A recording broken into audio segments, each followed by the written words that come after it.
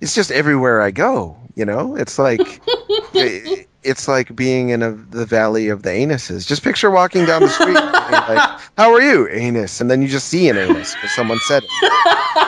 And your world is filled with different shaped sized buttholes, with some with poop and some with not. That's how it is now on the internet. It's just the anus net for me. It's terrible.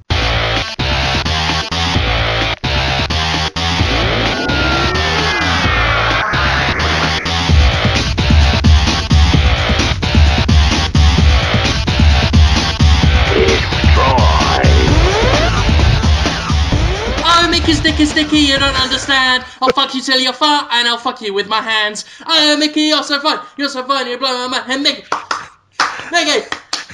hey, Mickey, fuck a dog, watch me play with my pogs. Hey, Mickey. I hope I sound okay because that was classic. That was a classic moment. You sound marvellous. Oh, phew. I don't know. I don't actually, understand. Oh, fuck. Oh, it's my dictaphone. Sorry, I'm still getting set up. I didn't realise you were on. So, oh, no problem. Yeah, I'm a little foggy on what time we start. It's 5 my time, I guess. Is that right? Little Phineas Foggy around the world in 80 days. That was a funny joke. You didn't record your rendition of Mickey? Yeah. Oh, good. Phew. I would be really upset if people missed that. I'm trying to get my microphone set up. Apologies if there's cluttering and noises and things. Oh, you sound great to me. I think it recorded. Let me check. You said something about playing with your pogs, right? Yeah. That was great. Yeah, I used to collect pogs. I was just growing out of collecting physical objects when pogs came out. I still haven't grown out of that. Well, I still collect video game memorabilia now and again. I think it's sort of a trophy. It's kind of Batman-esque. Oh, where that wheezy cough come from? Oh, a lot of people got it. Yeah, I'm not even sick. I'll just get it probably just full of all fat trying to come out. Yeah. I mean, I collect the bones of children. That's I've been trying to. I actually want to market that as the next hot item. Not specifically children, but I want to sell children in the spirit of the old 90s, 80s collectible toy craze. Bones in a pouch that goes around the neck. What kind of bones? Just small bones, knuckle bones, the bones of indistinct birds. Just that kind of thing, and very much like Pogs or Go-Go's or Muscle Men. I think it would go over very well. Muscle's the little pink guys. The Muscle, yeah. I think in Britain we just called them Muscle Men. Oh, okay. Monster in My Pocket. And like all of those, there's a contrived game. If you buy the special packet, you get a sheet with runes on. And then, yeah, it would be like, hey kids, cast the bones on the runes when the moon is fully engorged on the souls of our enemies. And, find stuff out. Yeah, what you're describing is not that different from Wonderbook, which we saw at E3. Just like, want to cast spells, kids? Want to make demons come out of your face? That's pretty much what's happening, right? Dragons and cast the deadly spell upon your enemies and look at the TV screen. And so it's terrifying. It's cool though. I wanted to do it, but I'm sure. I would actually have given perhaps the slightest shit about Wonderbook if it was genuine arcane rituals, rather than a Harry Potter spin-off. Well, those severe Christians, and severe Christians listening to the show, please correct me if I'm wrong on this, but I know a lot of severe Christians who say anything that involves using spiritual or magical powers that are not derived directly from the Christ is therefore satanic. It's either Christ or you're the highway. So therefore, Harry Potter's magic, which is not Christ magic, would be devil magic. Yeah, we actually, it was the kid's birthday, the stepson's birthday, not too long ago, and Alex wanted to hire a magician for him. And as it turns out, hiring a magician in Mississippi, I don't know whether they're required by law or simple morals, but the magician felt compelled. We didn't hire him for this reason. Felt compelled to explain to the children before his act that the magic wasn't real, and it was just tricks, unlike the kind of magic Jesus did, which was genuine and real. So we didn't hire him. We went to a place called Splash Land or whatever it was. Oh no, it's called Pump It Up. Pump It Up? Yeah, which sounded perfectly reasonable and non-suspect to bring your children to. And so that was all right. Pump It Up was okay, but don't hire the Christian magicians that will not only spoil the magic for the children, but then tell them about wonderful, fantastic, better magic that they will never see. Because it's Jesus magic. Because it's Jesus magic, and it happened, what was it, about 18 years ago. When it was 2000. When Jesus was just riding around the desert on a motorbike, I think, with a dog. How it works? Yeah, and he there was this whole thing because there was no fuel left in Australia, and eventually Jesus stumbled upon this city in the middle of the desert, and then the Lord Chungus turned up and went, "Just walk away." And Jesus, who only had about 12 lines of dialogue in the whole film, said, "Oh, I've confused it with the Road Warrior." Oh, again. Who's the Lord Humongous? What does he look like? Here's the Lord Humongous. He looks like a fat Jason Voorhees. He wears a hockey mask, but no clothes, and he tells people to just walk away. We will spare your lives. Just walk away. It's worth describing him for the listeners, I think. People need to know if they've not seen The Road Warrior, which obviously I often confuse with the tale of our Lord, who art in heaven, hallowed be thy name. This is why I made a bad minister, because I would rather preach the gospel of Mad Max. A bad minister or the best minister, depending on your parish. I go to a church where they did nothing but talk about Mad Max. Yeah.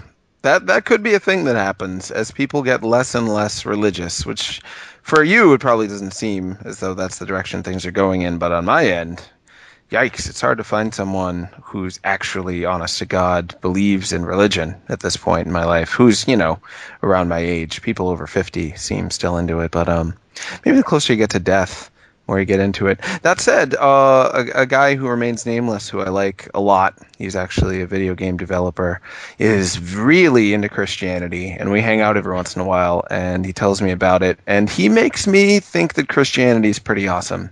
He does it in a fantastic way that totally sells me on it, and makes me want to go to church for a little bit and stuff, because he really does use it as a guide to being the best part of himself all the time. And it's great. It's working for him. He's a wonderful person. So Christianity can be great. I wouldn't attribute that entirely. I'm not going to be offensive. I know we have some Christian listeners, and that's fine. Mm-hmm. That's perfectly fine. I'm just saying the Bible is not the place to go learning about your life lessons, because anything the Bible says, the award-winning movie Little Monsters says better. Starring Fred Savage. Fred Savage, and yeah. So who else was in it? Bill Paxton, was it? I don't think so. I don't know why I thought that. Howie Mandel, maybe. Howie Mandel, I think it was. Howie Mandel. Yeah, I think it's just that the little monster, just looks like Bill Paxton. Sure, a lot of people do. In my mind. Anyway, yeah. It's been a long time since I saw it. Alex watched it recently. I only remember the dad treading on the Doritos on the floor and saying Doritos. I don't remember that part. Yeah, I could have made it up. I could have. Have you ever seen the movie Freaked, starring Alex Winter, Brooke Shields, and Mr. T? Nope. I've seen the movie Freak, starring no one of note. I haven't seen that one. Don't ever watch it. Is that like that recent Beauty and the Beast movie where he's got tribal tattoos? Which makes no. My mother bought it, I think, for a joke. She bought it for like £1 at a clothing store. Freak. Yeah. I believe it's impossible to find information on it. It's supposed to be like a Michael Myers, Jason Voorhees thing. The villain is literally just a man with a towel around his head. That's it. And he just kills people by pretending, I think, to strangle them. It's a terrible film. It's not even one of those so bad it's good things. It's just I don't bad. know. That sounds at least 5 minutes worth good. The first 5 minutes are good because he's got a fat mother at the beginning, and she overacts because I think she was trying to act for everyone else in the film who wasn't acting, so she takes it all on herself and puts in an Oscar-worthy performance. Fuck that film, White. These are the gifts I got as a child. Freak. Yeah, not even a child. I mean, just... I can't remember when it was. It was a couple of years ago. Anyway, I was... Sorry, Bogart, and you're talking. Oh, that's okay. I was much more interested in what you were saying. You were telling me about Freaked. Yeah, it is Alex Winter who plays Bill in Bill and Ted's Excellent Adventure. He also had a show on MTV in the 90s called, I believe it was called The Idiot Box, and I loved it. It was like some animation, some sketch comedy, none of it particularly funny, but all of it really weird and interesting. I think one of the recurring skits was like Crutches the Flying Gimp. Just like a crippled guy who could fly and help people. It was in black and white. It didn't make any sense. And that failed. So then after that, they gave him a movie because he was Bill from Bill and Ted, you know? Yeah. And it's called Freaked. And it's about a guy who goes to an island of freaks. There's some eyeballs who have arms and legs, giant eyeballs, running around. Mr. T is the bearded lady. Can't remember what Brooke Shields does in it. And Randy Quaid plays the ringleader of the freaks. He's good. He's Southern. He's kind of got a Colonel Sanders style in it. And they all become freaks, and there's toxic waste. And it's very, it's very 90s Nickelodeon, like green slime sort of, ooh, gross stuff. But there is one good part. There is one good part. I don't think I should tell it to you, though, because that'll ruin it, right? I will literally never watch this film. Yeah? Do you think the listeners Probably run out and watch it now? I'm sure they've all seen it. Oh, okay. If they listen to this show, they've probably seen Little Monsters and Freaked, and probably even Freak. Yeah, perhaps. We do have a really great audience that... That's one word for them. They love the things that no one else loves, like us. Yeah. Yeah, it's fun. It's fun that they're out there. All right, the best part in Freaked is they're all trying to sneak away from Randy Quaid, who you remember from the Vacation series as films as Uncle Rebo or something. I can't remember his name all of a sudden. The horny, weird uncle. Right. You remember him? No. Oh, fine. I know the name. I'd know him if I Google imaged him. Randy Quaid. Yeah, you'd know the face. So they're all trying to escape, and they keep like just smashing things and knocking things over.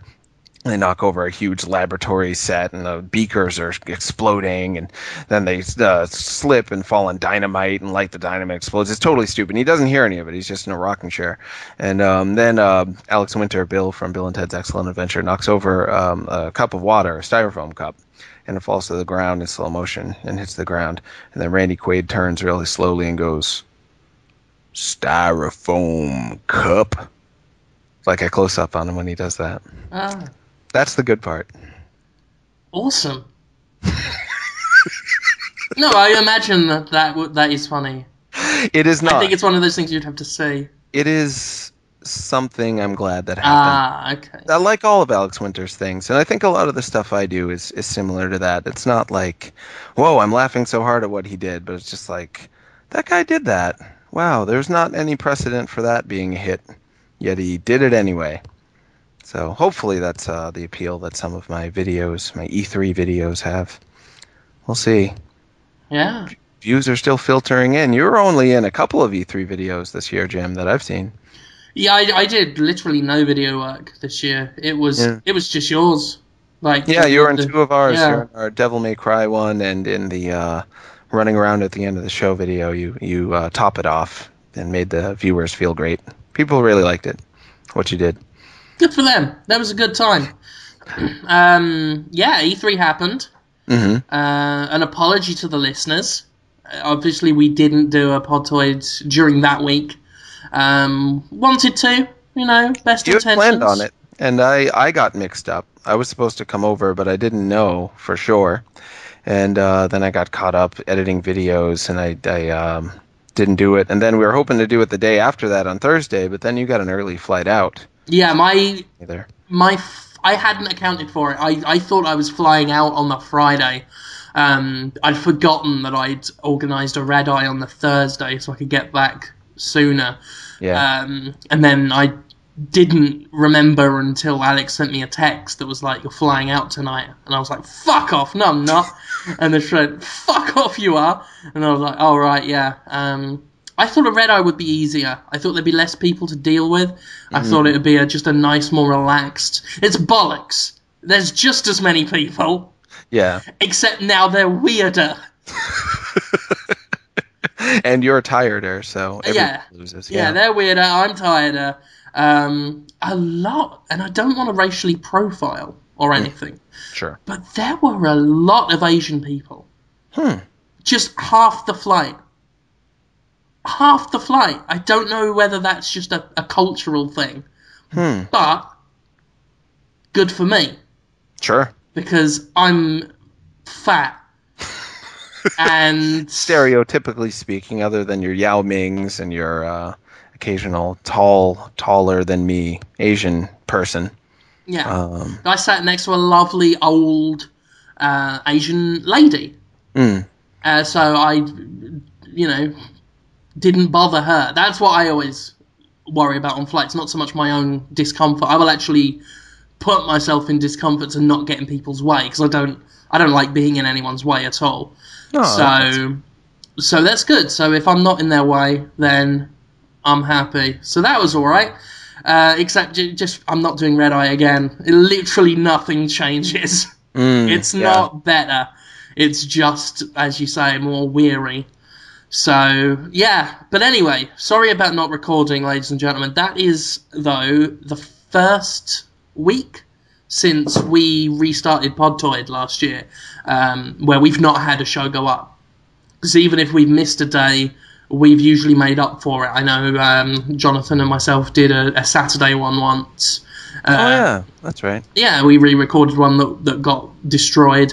So we've always done one. And this last week was the first week where we hadn't. So I'm pretty proud because, previous Podtoids, there were always things happening where we couldn't always make it or we missed people and had to skip a week or two. So I'm proud that we made it that long. Obviously, that's the record gone. But as I promised of the Facebooks and the Twitters, this episode's going to be double funny. To make up for it. I've already ruined that. I've prattled on about Alex Winter for too long for it to be double funny. You're going to have to make up for that. That's all right. Double funny, which means it's going to be mildly entertaining this week. Speaking of double funny, no Hamza it looks like so far, huh? Is he coming in? Have you talked to That sounded offensive. No, Hamza's very funny. Double funny. Hamza's not around, so we're definitely going to do it. No, that's not what I meant. I meant it's funnier when he's around because he adds a brand of dry, sometimes crass and biting wit. He's a prick. Well, I wouldn't go that far, but you're the idea man. I love him, but the man's a prick. That's what he does. He would say that he can be a prick. That's what Hamza would say about himself. But he can also be lovely man. He patted me on the back and told me that I did a great job at E3 and also diminished himself. Said, "Oh, I wish I did better." It's being all nice Hamza at E3. It was nice to see that. He's got a soft side. I was telling Conrad I'm lucky to get a fuck off from him. From our director of communications. Fuck off. He is really well known, though. People ask me about him all the time. He's the mover shaker. He is. He's a people person. He's out there, and he's got a way about him that sends a message.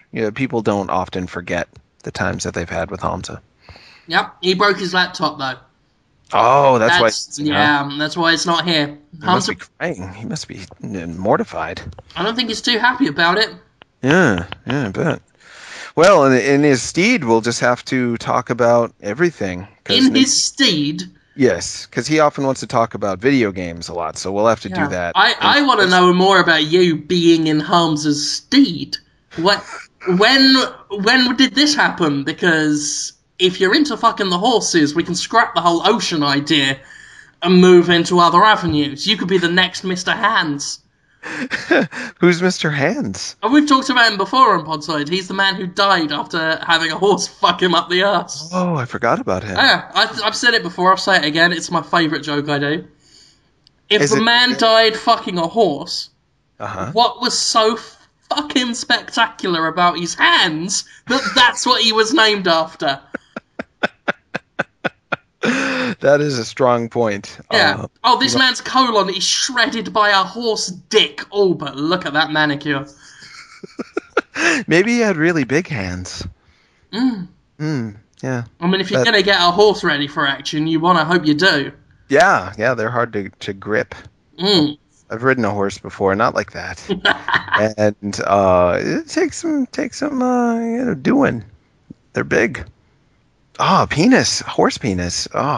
Massive, Just kind of hit me. Can you imagine? Yeah. It'd be like falling on a traffic cone, I imagine. that would be painful, difficult. He died from that then, huh? I believe so, yeah. Just torn to shreds, right up all out of it. The different ways people want to die. It's pretty weird. For whatever reason, my family has been on a real G.G. Allen kick lately. That's always a surprise to go over, visit your family, see how they're doing, and they're like, let's watch some G.G. Allen videos. I just wanted to have some turkey and cranberry sauce, but instead I watch a nude punk rock man pooing on the stage and then, just rubbing his penis against the back of someone's head. It's very, very small penis. And you work at a mental hospital, so you see that every day. That's your work coming home. that very mental hospitals. I'll say it. I've said it before, and I'll say it again. It is just like summer camp, where everyone's just a little bit weirder. It is not like Arkham Asylum. There's no. You do yourself an injustice, sir. It is definitely like Arkham Asylum. No, Don't you put your job down. It's a soft and harmless place, relatively speaking. Hey, has one of your patients ever said, riddle me this, who's afraid of the big black bat or not? Well, I told you there was that one guy who was convinced I was Batman. I don't think you told me this one. Yeah, I told you, right? Tell me again. That's not that good. He was this he's an old like rock and roll guy. He had probably what they call schizoaffective disorder, which means your mood goes up and down, but regardless of what your mood is, you're probably going to have some delusions to go along with it. So the delusions aren't tied to your mood. Then again, as I got to know him, sometimes he wasn't delusional at all. So he might have just been bipolar with psychotic features. Anyway, I would walk by him. He was just picture this old guy with a long, greasy black hair and a black beard, stomach sticking out. I'd walk by and he'd go, Batman! Batman! Batman! And I'm like, God, I'm not Batman. Batman! Come here, Batman! Well, I'd go over and then he'd say, you, Batman, me, Angel Gabriel, tonight, the roof, destroy all crime, Batman begins. And then he'd do like a wing motion with his hands when he said Batman begins. It was great. You have never told me that one. Oh, really? That's my new favourite. That is my new favourite. Me, Angel. It's just great. Yeah, and then he'd get less crazy later and be like, was I talking about Batman again? I'm like, yeah, he just loved it. He's like, it's pretty good. It's great. I want to set up a Metacritic type site for schizoaffective patients to rate their own delusions. They can be he's happier than most people I know, and he can roll with the punches. They'll be like, you're going to the hospital for another week. Fine. He'll just go in, eat the food, and joke around with people and do whatever, and then, you're leaving. Okay. Fuck it. Yeah, the rest of us couldn't cope with that. The amount of stuff that guy can deal with is much better than most people. Well, considering the adventures he's had with Batman, I imagine a stay in the hospital pales in comparison. Yeah, it's all just ordinary for him. It's very hard to throw him off.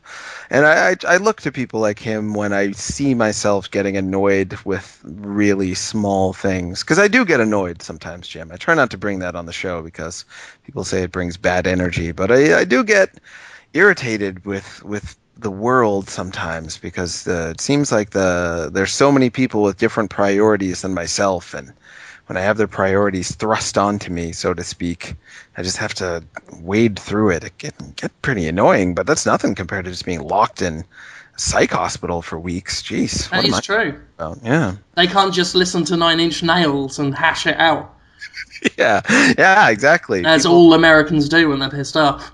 sure, absolutely. I wanted to kiss a girl, and she did not want to kiss me! That's every Nine Inch Nails song. What a nice indictment of them, because they never come right out and say that that's what he's mad about. But that is what he's mad about. He wanted to kiss the girl, she didn't want to kiss him, therefore. Ah!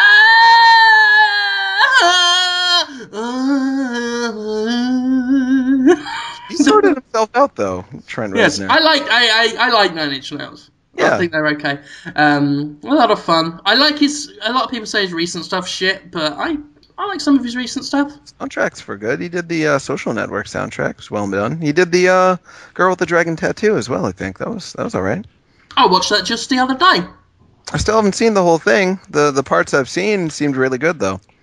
There was a bit where she stuck a thing up a man's ass. Whoa, that's a surprise. Punishment for him doing a dirty thing. He was a fucking. Oh. He was a nasty man. I'm getting more and more into movies about people who are being jerks to other jerks. They can be pretty good. I don't know if you've seen Hard Candy starring little Ellen Page. I have not. I've heard of it. I know Alex is a big fan of it. It's pretty good. I enjoyed it thoroughly. I'm guessing at the subject matter. Films. I don't like films like that. It's weird. Oh yeah. I don't know. It's not that I think they're bad. I'm sure they're wonderful, but I don't know. There's certain films where I don't feel, I guess, comfortable watching them, which is weird coming from me, considering. Sure. Yeah. Your Everything. tolerance is. I mean, you've seen Human Centipede 2. You've watched all sorts of stuff relatively comfortably. Yeah, I think that's the point is when it gets to be a real life issue, I run away and hide, and then retreat to my fantasy world of people with worms going up their assholes, because that's easier to deal with than an actual human emotion. It's very deep and psychological, and I am obviously now mysterious and interesting. So that all complicated. Yeah, I love your all complexities. the men and ladies now find me desirable and mysterious. Well, Hard Candy, it's not all that much of a stretch from just a Batman Begins. You know, it's just someone who wants to get jerks, and they do. It's not too much more emotionally complicated than that. It's pretty good. It's not about a paedophile. I don't know. Maybe. I mean, is Hard Candy the title? Is that talking about cocks or not? I believe, and this is going to segue into Lollipop Chainsaw, I believe it is about Ellen Page, who is like Candy because she is sweet and something that heterosexual males want to put in their mouth, but she is hard and she doesn't take. Yeah. Oh, I thought it was an emotional, sad film about paedophilia, and I'm not even making a joke. No. I assumed, because I'd only heard little tiny slivers, and the name Hard Candy made it sound like a dirty uncle going, "Here, put this hard candy in your mouth." That would be awful. That's serious, and I'm not even making a joke. Oh, I know you're not. I'm not trying to be witty and facetious and oh my god, he's being gross out. I literally thought that's what it was. I thought it would be some disturbing film about a man going, "Here, put this hard candy in your mouth. Suck my dick, baby, little baby." I thought that's what it was. No, it's not. It is very Lollipop Chainsaw-esque in that they set her up to be something of a sex object and even kind of mess with the male viewers at home because she's attractive young woman. So they kind of try to lead the guys watching home to be like, she is kind of attractive. It would be gross if he had sex with her, but I can see why he'd want to have sex with her. And then turn it around and then make the male viewer or the viewer that's attracted to her, male or female, feel pretty gross for wanting to be attracted to her at all. And then you just start Why, she got a big hairy ass. No, she is quick to point out how bad it is to have sex with underage people and how much it can screw them up and whatnot.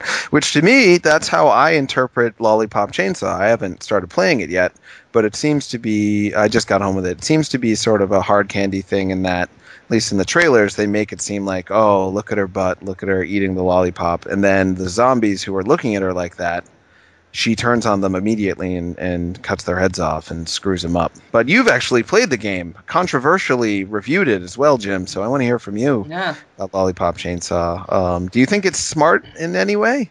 You said it was pretty dumb. Do you think there's some subtext? It's the stupidest game I've ever played. As quoted by James Gunn. Really? He quoted that bit. He quoted me saying how stupid it was. Really? Interesting. Yeah, but obviously it followed it with the praise, because I said it's the stupidest game I ever played, but I think I'm in love with it. Right, I remember that. I read it. And you also said it was brilliant.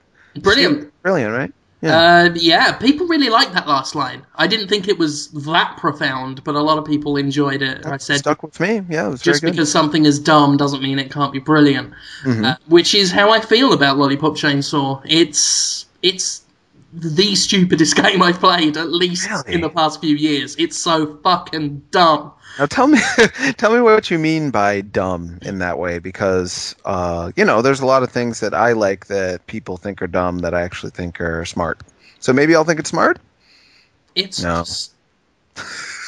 But this is the thing. It's like, because I'm not insulting it. Right. Obviously I wouldn't. I gave the thing a 9 out of 10. It's gloriously stupid. It's that delicious stupidity of that.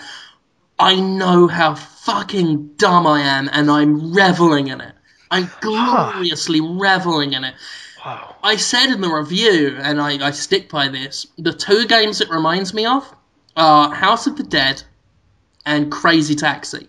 Now, I wanted a clarification on that, actually. Did you mean House of the Dead 1, or like House of the Dead Overkill, or any particular House of the Dead? Because they're pretty different. It's old school House of the Dead.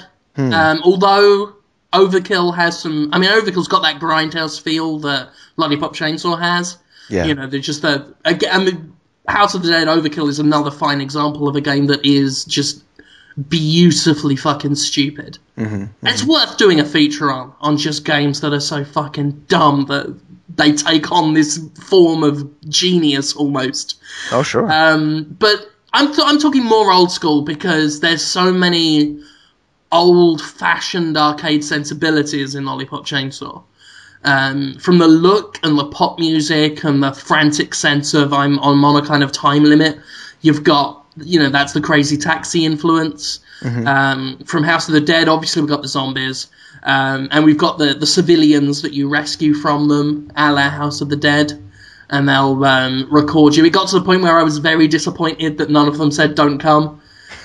That's all I wanted. There were so many other references. I just wanted a "Don't come," but I didn't get that. That's one thing that disappointed me. But yeah, you've got these things. The game is neither a shooter nor a driving game. Yet the two games I could not stop thinking about were House of the Dead and Crazy Taxi. So yeah, and that back then, those old arcade games were games that were not afraid to be stupid.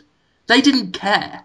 That there was this sensibility in the 90s where it was like, it's a farting monkey and a giant dinosaur and they're fighting. What? Primal Rage. Yeah. Mortal Kombat has that sensibility still. That came from an era where it was like, it's a ninja lizard, fuck off. I don't care if you've got a problem with it. It's a ninja lizard, fuck off. It's that shameless stupidity, but there's something very liberating about that. Where it's, I've got the freedom. I could be smarter than I am, but I choose not to be. Yeah. And that's something I've always admired. It's something I try and obviously bring to Podtoid. Sure. I like to think that we are rather reasonable and, at least possess a modicum of intelligence. We're capable of it. Yeah. And we use words like modicum. Oh, casually. You know, so Great words. yeah. Yeah. So we are clearly Mentor members. Thank you. But then obviously we'll talk about Mr. Hands and whatnot. And so it's that kind of. I've always respected that. Just this when you give a clue that you could be smarter, sure, but I'd rather be stupid for a little while. You know, Yeah, because it's fun and it's genuine and so many games it's not now. work. Yeah, Yeah. and so many games now have to be serious, or at the very least, ironic and edgily point out their own flaws, Hmm. Hmm. and which I think comes from a form of self-consciousness.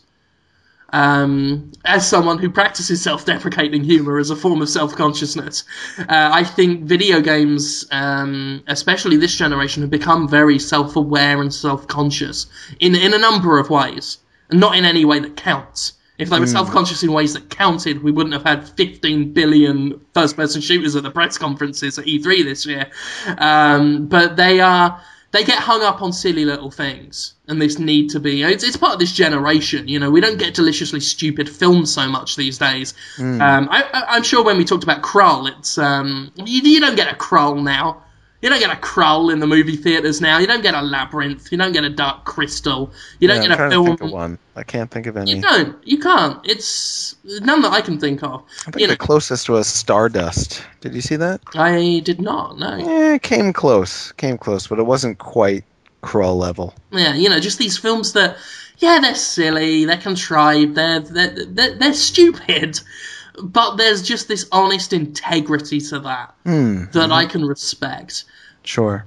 And that's what I love about Lollipop Chainsaw. It brings that sense back, that gleeful pride in what it is, and the fact that it shouldn't be proud of what it is doesn't matter to it.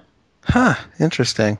I really want to see the good ending because I've heard Suda51 say, please play it and get the good ending because I actually meant something by that. It's hard to, and he's such a strange person. Having met him a couple of times now, I can't claim to really know him, but from everything I can tell, he oftentimes means something totally different than what the audience gets out of it, and he kind of has to crook his head and look like, you liked that part of my game? Like his intentions are pretty different from what people end up actually getting out of his game. And I think he intended Lollipop Chainsaw to have some meaning. That's what he was implying to me when I talked to him at PAX East. And then he just did that. Then he just went balls out with it. And James Gunn's influence, I think, I wonder how much that had to do with how kind of insane it got, because he wrote all of the English dialogue, which has a huge change of intent. I mean, of delivery. Mm. You change all the dialogue, you write it. Yeah, it's going to change the delivery a lot. So, yeah, I wonder. Huh. Did you see the good ending to it, Jim? Not yet, no. I No. haven't got around to it. I'm going to replay the whole thing at some point because Yeah. it's the game's built to be replayed. Right. It's built to be played. What was I going to say? You know, people have been complaining that it's quote unquote 4 hours long. 4 hours. That's what they say. I reckon it's around 5 or 6 Mm-hmm. on the first playthrough. But it's a score attack game. It's designed around replay. Mm-hmm. You know, obviously for some people, that's not worth $60, and that's their prerogative. It's their money. I wouldn't tell them whether they should buy it or not. But if you like score attack games, if you're gonna get the replay value out of it, I mean, I think it's worth playing twice. So that's 5 hours turned into 10 hours. Sure. So that's where I am at with it. Obviously, That's how other people I. are going to be Oh, different. sorry. That's how I felt about Mad World. Like word for word, everything you're saying about Lollipop Chainsaw is how I felt about Mad World when it came out a few years ago. It was gleefully stupid. It knew it was stupid. It was just all about exhilaration and feeling it as opposed to really thinking particularly hard. And it was over relatively quick, but I was quick to jump right back in and try to improve my score on the second run. There's I some think- really... Yeah, I'm sorry, go I was ahead. going to say, I find it very interesting that people are attacking Lollipop Chainsaw for this, when everyone was defending Vanquish, which was 4 hours long, and at least to me had no replay value whatsoever. I didn't think it was good enough to play through the first time, let alone twice. So I thought that was interesting because everyone defended that one to high heaven.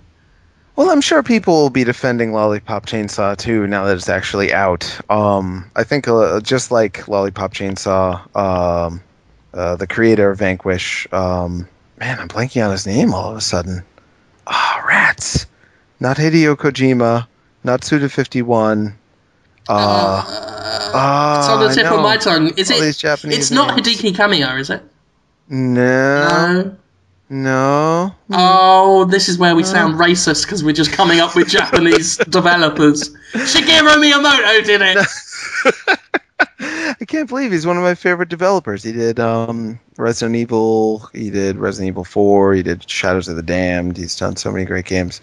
I'm just gonna have to move on from it. Anyway, he did Vanquish. He headed it up, and people are very, very loyal to him and decided to like it, regardless of whether they really should. And I actually liked Vanquish a good amount. I don't like it as much as a diehard fan does, but I liked it more than I think you did. And still, I wouldn't highly recommend it to someone unless they're really into that score attack aspect of it. It really only gets truly interesting after you've beaten the game and unlocked the hard mode and the God Hand mode and stuff like that. God Hard mode, I mean. Yeah, maybe it'll be the same way with Lollipop Chainsaw. But Vanquish didn't sell all that well. Mad World didn't sell all that well. And I'm worried that Lollipop Chainsaw won't sell all that well either. We'll see how it goes. I mean, Suda doesn't make games that sell. Yeah, I'm trying to think That's of the one. bitter truth. He Yeah. makes games that I think are wonderful. Mm-hmm. He makes games that I remember more than any others I've played. Mm-hmm. At least most any other that I played. You know, I still remember every little moment of Killer 7. Yeah. But obviously didn't do well. I really want that up on the digital, on the PS2 classics on PSN. Killer I 7. really want to buy that Yeah, again. Capcom has really abandoned it. It's Mikami, by the way. His name is Mikami. Came to me. And he was Yes. involved. I don't think he was involved with Killer 7, but he was involved with God Hand, which is up on the PlayStation Store. People should buy that immediately. It's Suda was involved with that game. He doesn't like to say that he was, but he was hanging out with Mikami a lot during that time, and Grasshopper did the music, I think, for God Hand. So he had a hand in it. It's a very Suda-like game. Cool. Yeah, good times. We talked about Lollipop Chainsaw. I can't wait to play it. Can't wait to see for myself whether there's. I love it. I was in love with it the moment they played Mickey during the power-up mode. It's like I was waiting to activate the power-up just to hear the song, rather than actually using the benefit of the power-up. The soundtrack is so good. It's so good.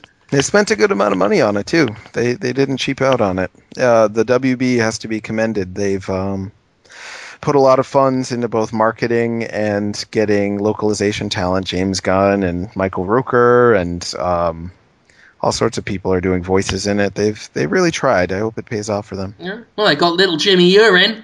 Oh yeah, people love him. Mindless self-indulgence. I like Mindless. I'm something of a fan of MSI.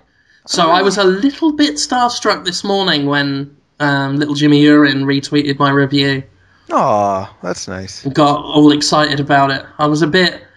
Because, I mean, I'm not the hugest fan of MSI, but I do like their songs quite a bit. And I do like Urine's delivery. I'm sad that he is just a guy who I am jealous of, you know? Like, people who love bad boys always make me feel uncool by comparison. So I can't help but be jealous of you. But you are the bad boy of pop. I'm the least bad person, or bad boy in general. Maybe we should give you a bad boy makeover. Could you? That would really make me feel because, right, we already discussed last week at E3 that you're changing your name to Perfect Pizza. For those who don't know, in the E3, I didn't get to see Jonathan very much, did I?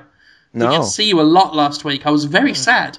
Yeah, I was sad too. I gave you a longing embrace when you first walked into the press room, and I called you my Khaleesi, because you are. And I smelled you. I smelled your airplane funk. I was just, I was not in You the were best. fresh off the plane. I smelled and was lame to be around. But you were happy to see me. I was very Smelled like flattered. exotic meats. It was great. I was happy to see you Yeah. too. And I told you when I was going to the bathroom because I wanted you to know.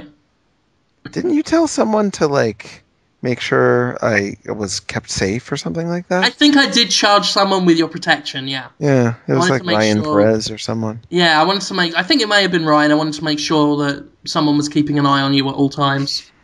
Because I couldn't be everywhere at once. I'm not omnipotent yet, so I couldn't, keep an eye on you. And I needed you to know when I was going to the bathroom. But I did sit down with you and discussed what I think is important for your career, because I am obviously your manager. Obviously. Obviously, I wanted you because I think it'd be a good move and it'll help your budding bad boy image if you change your name to Perfect Pizza so that people would know you are cool. And it was not first name Perfect and last name Pizza. That you could get away with. Perfect Tommy from Buckaroo Banzai did that, I think. No, it would just be Perfect Pizza. All the time, yeah. Yeah. I'm Yeah. here with Perfect Pizza. If anyone calls you Mr. Pizza, I would threaten them with a blade. It was a fun idea, and who knows? I may just hit that sort of rock bottom in my life when I'll just be like, "Fine, perfect pizza. Let's go to the judge. Perfect pizza. It's me. I And give then up." you will skyrocket to the top because You never know. that is a name to be associated with fame. It's often people who give up and hit rock bottom that end up doing the things that make them famous. I think the whole Jackass gang kind of had that happen to them. Yeah. Yeah. Oh, and speaking of Jackass fame, did you know that there's a Destructoid quote on the new GameStop Kid Icarus Uprising stands? No. Yeah. Yeah, I took a picture of it, but it's with my purple flip phone, so I couldn't actually email it to anyone, but I have it. It says, like, IGN says, most wonderful 3DS game ever made, and then Destructoid is like, it is a game you can play, Destructoid. It actually says that. Something like that. I have no idea why they chose us. Yeah. Yeah, we gave it one of the lowest reviews, I think. You like it less than a lot of other reviewers did. Speaking of which, I reviewed it too for Game Fan magazine. I think our old friend Wesley Rusher? How did I say his name? Rusher? Do you remember Wesley? He I was on remember the Wesley, yeah. Yeah, he was on Mash Tactics for a while there with John Carnage. He's a great guy. He's now the editor in chief of the Game Fan magazine, Die Hard Game Fan. It's a print magazine, and he asked me, "Will you review this?" I was like, "Sure." I reviewed it. So look for that, people. If you like reviews by me. I guess it's hard for me to be excited about anything. I'm still tired from E3 and Still just like tired. disillusioned with life. Do you want to talk about E3 a little bit? We can talk Goods about and E3. bads? Yeah. Yeah. When are you and I going to be vampire hunters? Before we get onto anything less pressing. Vampire hunters, modern day vampire hunters. Yeah. Um. Well, because I was thinking about this, right, the other Yes. day. Yeah. And I thought to myself, there is literally no good reason for us to not be high class gentlemen vampire hunters High class. of high standing in court. It's expensive. There's no vampires to hunt. If we did find a vampire, it would just kill us. I mean, God forbid there are any, but neither of us are in particularly great shape or good hand-to-hand combatants. We've got all this other stuff we have to be doing all the time. We don't have the clothes for. At least I don't have the clothes for it. I have a trench coat. You do. I have a trench coat. Oh. I can probably get a fedora. So that I think that's all I need. I have my black woolen trench coat and a brown fedora. That'll look good together. For you, Boba Fett costume.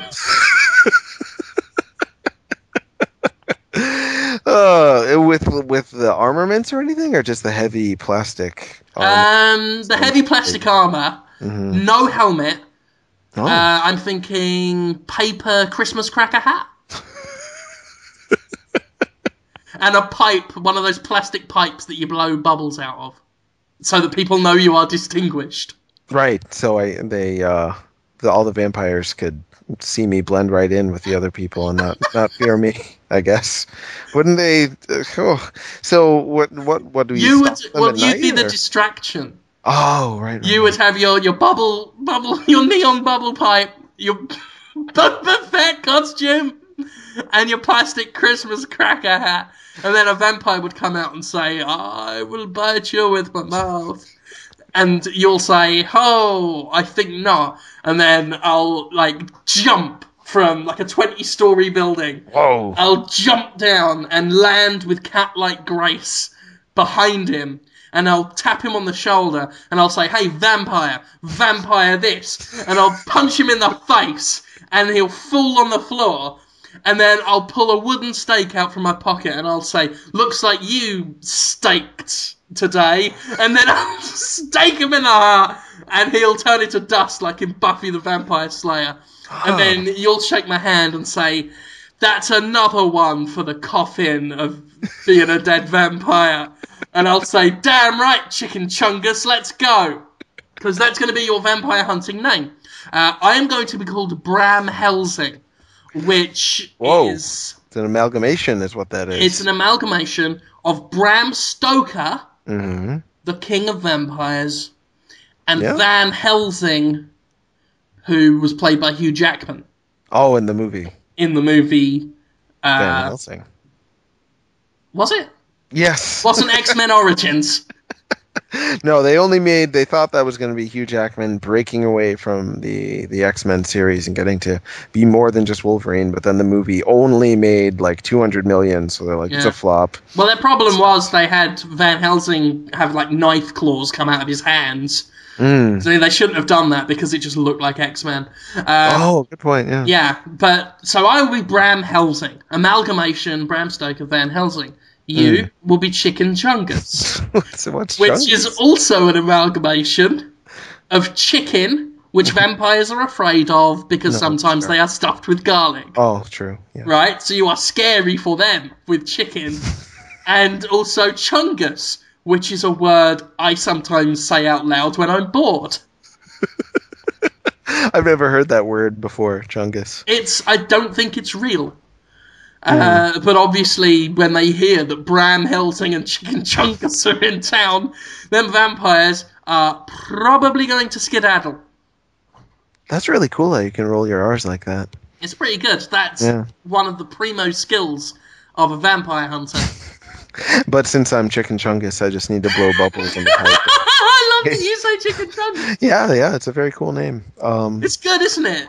Your Boba Fett costume, so they know you are a hunter, and your pipe, so they know you are distinguished, and the hat, so they know that you are also capable of just being down to earth and having a good laugh. And Christmassy, too. Christmas is festive. Christmas, Christ, Christ child, Baby Jesus, God. They're scared of all that shit. They hate the cross. They fucking hate that. I imagine the cross and the paper Christmas hat have the same effect on a vampire. So you could just headbutt vampires and it would burn through them. Wow, that would be cool. In fact, I could pick you up like a battering ram and just run you into vampires. Wow, that would be really fun to watch. You could be my steak. I'm the steak? Oh, that means I have to go in a guy. You are a bit brown like wood. That's true. So what we'll do is I'll force vampires to bend over, and you will bum them. With a hard steak. With your penis. Right? Which will get wood tattooed on your penis, so it is wood. And then it will bum vampires. And this whole thing wasn't just a plan for me to make you bum men who... The word wood will be tattooed on my penis, painfully tattooed on my only penis. I won't have another penis I can use instead, but I don't want people to see the word wood tattooed on it. My one and only male penis. Who are you showing your penis to that would That would be a thing. Just my wife, or just anyone who ends up. Well, if she's your seeing my wife, she won't penis? judge you. She'd be accepted. She's one of the more accepting people I Your know. She's like, wife- oh, all right. You've got to weigh up the averages, okay? Your Okay, wife would accept you having wood tattooed on your penis, right? she would. I wouldn't accept you not having wood tattooed on your penis. One of these choices, you've got both of your significant others are on your side. Oh, And one of those choices, one of your significant others is going to be upset. And you have obviously, as the central figure here, you've got to make the decision that keeps everyone happy. So we're going to tattoo wood on your penis. And then you're going to have sex with men. vampires, technically, right? At least I can write it off that way and be like, oh, technically I was just killing I will obviously decide what constitutes as a vampire. I will admit that when we wear our uniforms and go hunting for vampires, we will be going to a lot of discreet clubs that you probably haven't been to. But don't worry, because I'm an experienced vampire hunter, and I've been in these clubs a lot. So I know what to look for. It just so happens that these clubs draw a lot of young men. Well, they're vampires. I mean, they Who are look young. definitely vampires. They're definitely... Who said they weren't vampires? I didn't. No one did, so don't worry. They're definitely vampires, okay?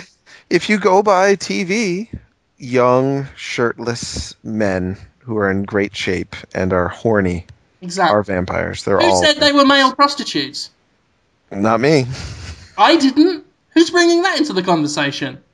No one. I haven't talked about that. No. No. So get to eBay and get your Boba Fett costume. I guess I should. Yeah. Thinking about how you do. You know, I usually put the brakes on. Who said that I'm going to take money from wealthy businessmen and get you to bomb them and pocket the cash while I tell you they're vampire? Who said that? That wasn't I hadn't in this mentioned conversation. That wasn't in the dialogue. What? No. That's not part of the plan. I don't think so. Is it? It's not, right? Who said they saw a personal ad in the paper that said Chicken Chungus, call for a good sex time, brackets, tell him you're a vampire? No one said that. I'm thinking about the guy. Who said I'm dragging this joke on far too long? Who said that? What? I think it's evolving into a great direction because now I'm picturing a guy, you know, like, want to have a penis in my rectum today. Looking through the ads. Oh, Chicken Chungus. Okay. Looks good. Say I'm a vampire. Will do. This won't be weird. Won't end up getting stabbed during the Chicken Chungus vampire anal sex surprise. Yeah.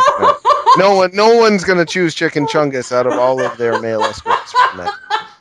He's spot on the priority list, I think. Yeah, but imagine the one that does.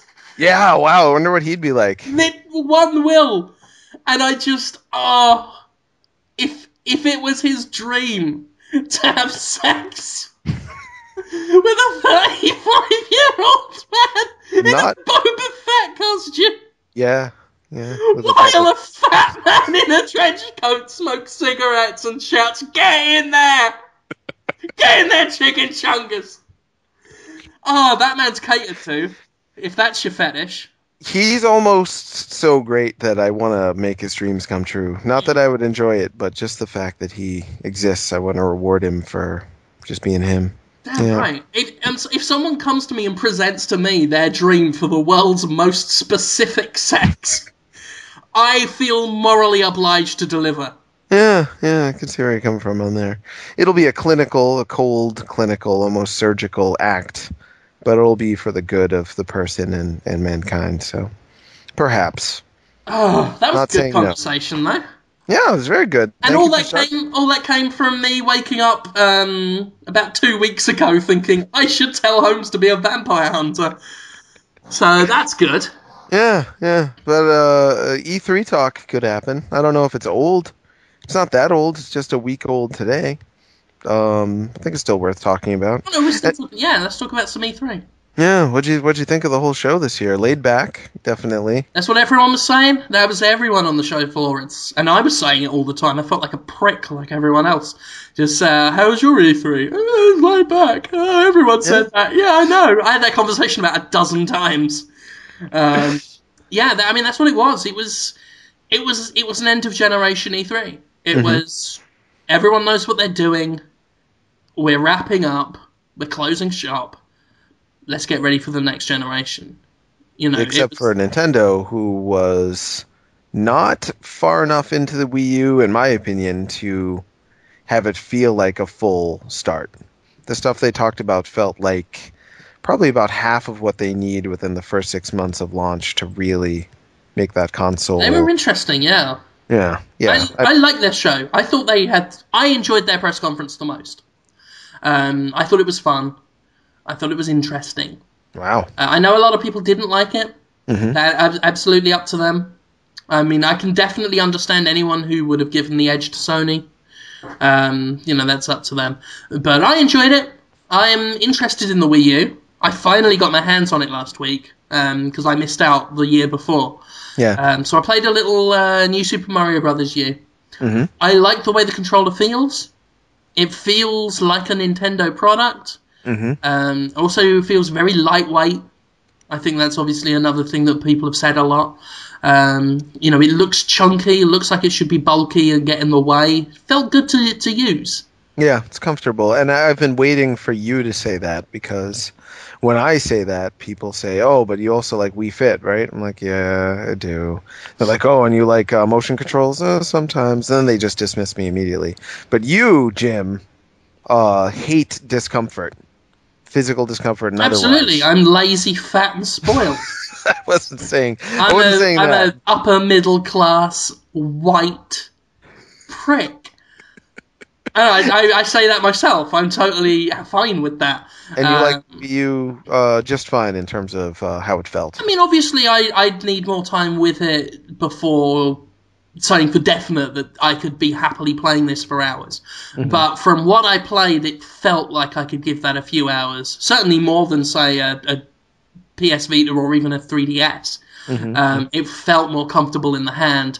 And I liked, at least with New Super Mario Brothers U, I liked that the touch interface was simple. And there was just something like just stupid yet cool about Mm, just having the exact same game playing on the little screen. yeah. It was pointless, but kind of cool. And I do like, obviously, that you can have maps and other stuff on there. I'm really worried that what you just said, it's stupid but cool. Like, don't overthink this. Just let us put a good game on a screen in your hand, and you don't have to buy a separate console to do that. With the PS3 and the PS Vita, you have to buy two consoles and jack up almost $500 for that. If the Wii U comes out at $300, people are just going to say, "Yeah, let me play a good game on a smaller screen that's HD."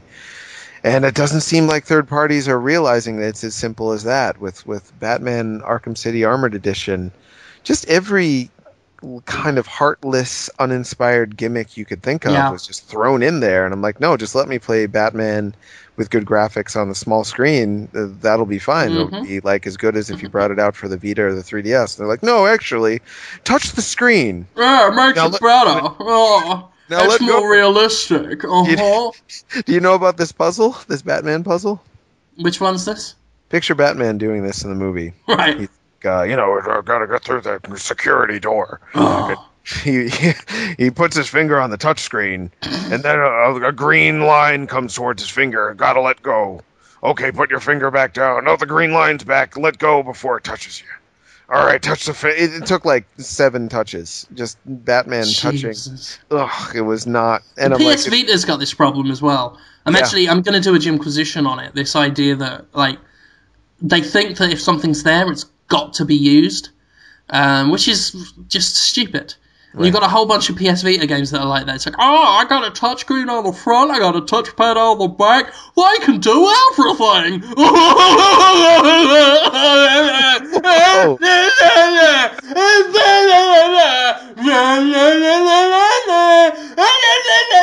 This is how I imagine they develop the games once they play with the Vita and realise what it can do. They then just start going. Shake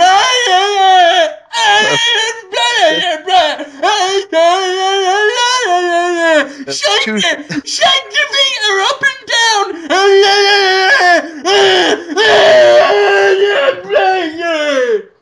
There was 2 sentences of development talk, and then, geez, I don't know, 20 minutes of just screaming and shaking it. Yeah. Yeah, I think I might film that for the episode. That felt good to do. Sounded good. That felt purging. That felt cleansing. Yeah, I bet it did. I finally vocalized my problem. I know, I love the PS Vita. I think it's a great bit of technology. I love games that use new control methods well. Unit 13, very good game. They have your normal interface. You got your 2 analog Vita sticks. You got your shoulder buttons for aiming and firing. You got your face buttons to do stuff. And you've got virtual buttons on the side of the screen that you just move your thumb over. You know, you got your thumb on the square button, just shift it, less than an inch, press the virtual button, throw a grenade. Sure. That's just an extension of the existing control set. I love that. That's brilliant. But then when you're saying, zoom in by pinching the screen and everything, even though, keep your thumbs on the analog sticks, but get all your fingers around the back and then move the touch screen with your nose. That's the shit that pisses me off. And that's the shit I don't want to see on the Vita. Keep it subtle. Keep it subtle. That's what... Yeah. I know the video game industry isn't known all the time for its subtlety, but sometimes it can make the difference. And I was seeing people playing Zombie U and just moving the controller up and, swirling it around the place. Oh, I didn't see that. It's a fucking first-person shooter. Shoot in first person. You see a fucking zombie, fucking shoot it. There's a map on the screen, that's fine. I don't want this stopping the gameplay entirely to make me move the screen, move the controller around to aim something. It's like that. We're going back into tech demo territory. Yeah. The Wii U is a motion controller. It's got a touch screen. The tech's been fucking demoed. That is tech, sir, that has been fucking demoed. I don't need it demoed anymore. Don't show me that I can twist my fucking wrist to put a key in a keyhole. I know how fucking keys work, you prick. Stop demoing the tech and show me how the tech can be used to enhance a game rather than stop the game so you can show me that one day your tech might enhance the fucking game. Oh. And everything you said is goes double for whole idea of dual screen, because I'm feeling this. Remember when the DS first came out, it was like, and then on the second screen you can, I'm like, I don't care about that. Just give me a good video game. Exactly. I feel like the Wii U is already, it's kind of getting it from all sides. It's developers who kind of ignored the Wii and are now trying to use the motion control gimmick for the first time. It's developers who haven't done DS development before, so they're trying to do the dual screen thing at the same time. The third party support so far. You want to know how to use motion control? You fucking sit some prick down. You make them play New Super Mario Brothers U. Mm-hmm. You have someone explain when you get the glidey power up and jump, shake the controller a little bit, and he'll jump higher. And then if they open their mouth just once, you hit them in the fucking face with a rolled up newspaper and you say, no, you son of a bitch. Shake the controller and he jumps a bit fucking higher. What's that? No, you don't draw a line on the screen to draw a trajectory of the jumping. You shake the controller and he jumps a little higher on the fucking screen. Just a little, yeah. And you don't know what that to do with. You have to turn the controller around to put the key in the lock. No! I hope your mother's dead. You shake the controller And the little man jumps. What's that? What's that? What, you tap on the back touchpad to... No! No! That's inconvenient and annoys people who are trying to play the video game. I Yeah, hope it your takes you dad right touched you. Man, Shake the controller, and the little man fucking jumps. You do that till they get it. You do that for 3 hours until they fucking get it. They're never, despite the fact that next to Mario Kart, I think New Super Mario Brothers Wii is the best-selling Wii game, outside of, Wii Sports and stuff like that. Actual retail game that you buy. And it has almost no motion controls. And Smash Brothers Brawl, one of the other best-selling games, no motion controls at all. But people still think, oh, you just got to jam it in. Just jam that motion control in there. Yeah. The moment motion control stops the game to make me do something, your interface has failed. It's failed. Yeah. If you integrate touchscreen or motion control in a way where I'm still playing while I'm doing it, you have used it in a way that enhances the existing interface, sir, your interface has succeeded. The interface in Unit 13 on PS Vita succeeded. It enhanced... Yeah, you're still just playing. Just touch the screen. Yeah. It expanded the layout.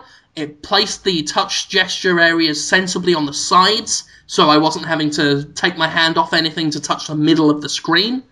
It succeeded. The motion control, as I say, in New Super Mario Bros. On the Wii, and the new one on the Wii U, succeeds. It's subtle, it enhances, it takes the place of a button, and is accessed as easily as a button, so that you don't have to stop playing and you've got a free button to do something. Success. Fucking hell. Fucking stop and move the controller around to aim something when I've got a stick right here under my cunting thumb. Cunting thumb. That, sir, is a failure. Or madam. I'm sorry. Sir all the time. Sure. Let's. That's all right. It's Madam. respect tone. And what's doubly sad for me is that this frustration, which you're so verbosedly. That's not a right word. What's the word for when you talk good again? The irony. I think that's what it is. I so talk goodingly said something. Yeah, you articulate. That's what I'm thinking of. That frustration, not everyone can articulate it as well as you, so they just kind of have it fester, and it leads them to think that they just hate all motion controls always, forever. And these people, or that they just hate all things branded with the Wii name for forever. And there's a lot of people that already pre-hate the Wii U because they have been so annoyed with poor implementation of motion controls that they just think they're always going to hate everything that has even the slightest bit of motion control or the name Wii in it. And that's too bad. I was hoping Nintendo, I liked their press conference too, but I wanted their press conference to convince those people who have been so soured by all these poor experiences they've had over the past 5 years to get the message from Nintendo, hey, we get it, and we're going to make sure that doesn't happen again.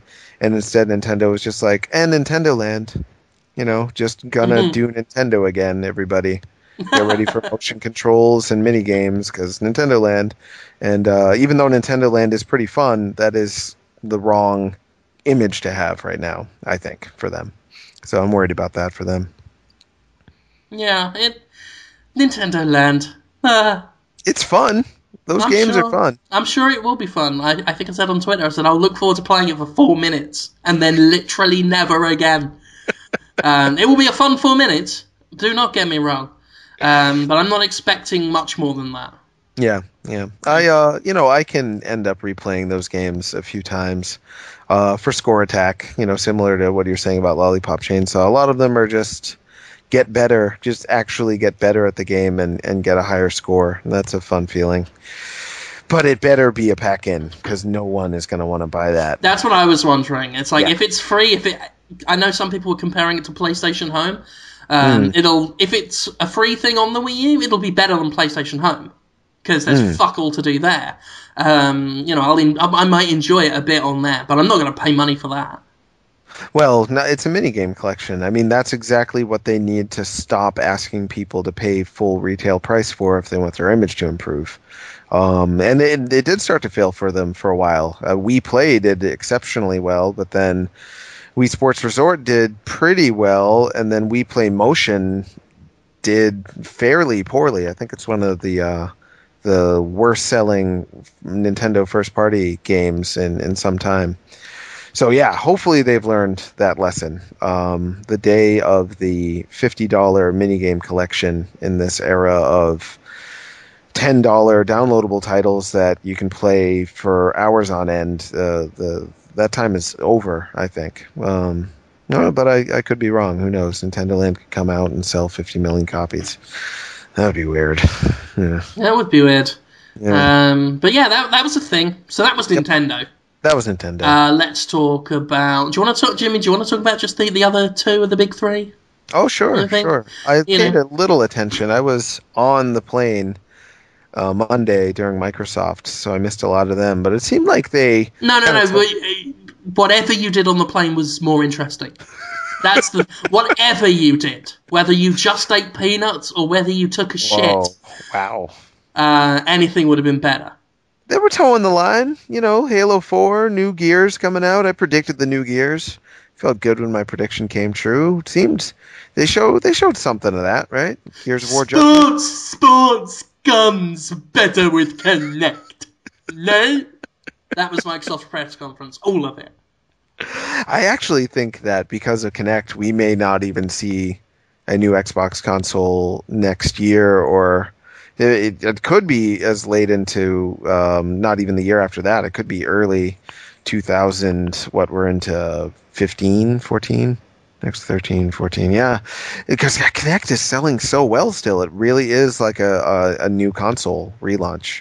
And it's a completely different audience that didn't give the Xbox 360 a second glance before. And as much as we're not into it, other people seem to be. I think Star Wars Connect sold really well, and now Harry Potter Connect, that's bound to sell really well. It's it's weird. Yeah, it's a different world. Better with Even Connect. Harry Potter. Gears of War Judgment doesn't have Connect, does it? I don't know. I I don't it's think so. connected. No, I don't think so. Yeah. And they had Resident Evil 6 at their press conference Oh, they did easily well on third-party stuff that's available elsewhere. on PS3. And they Yeah. fucking closed their show with a 7-minute demo of Call of Duty Black Ops 2. And it's like, I'm looking forward to Black Ops 2. I'm not ashamed to say that. Fuck off. But it's a show closer for It's Microsoft nothing to show special. us that Yeah. Microsoft's going to dominate the world. No, thank you. It might have made a nice show opener and ended with, say, Halo 4, Yep. but their big message was our biggest game is a game available everywhere else. Yeah. That was their And end Wii message. U now. Yeah, it's Yeah. even coming to that. And it's like, I get what some people are saying. It's like, well, it is Call of Duty, it's the biggest game franchise ever. But it's like, okay, that is true, and it does deserve some time on the stage.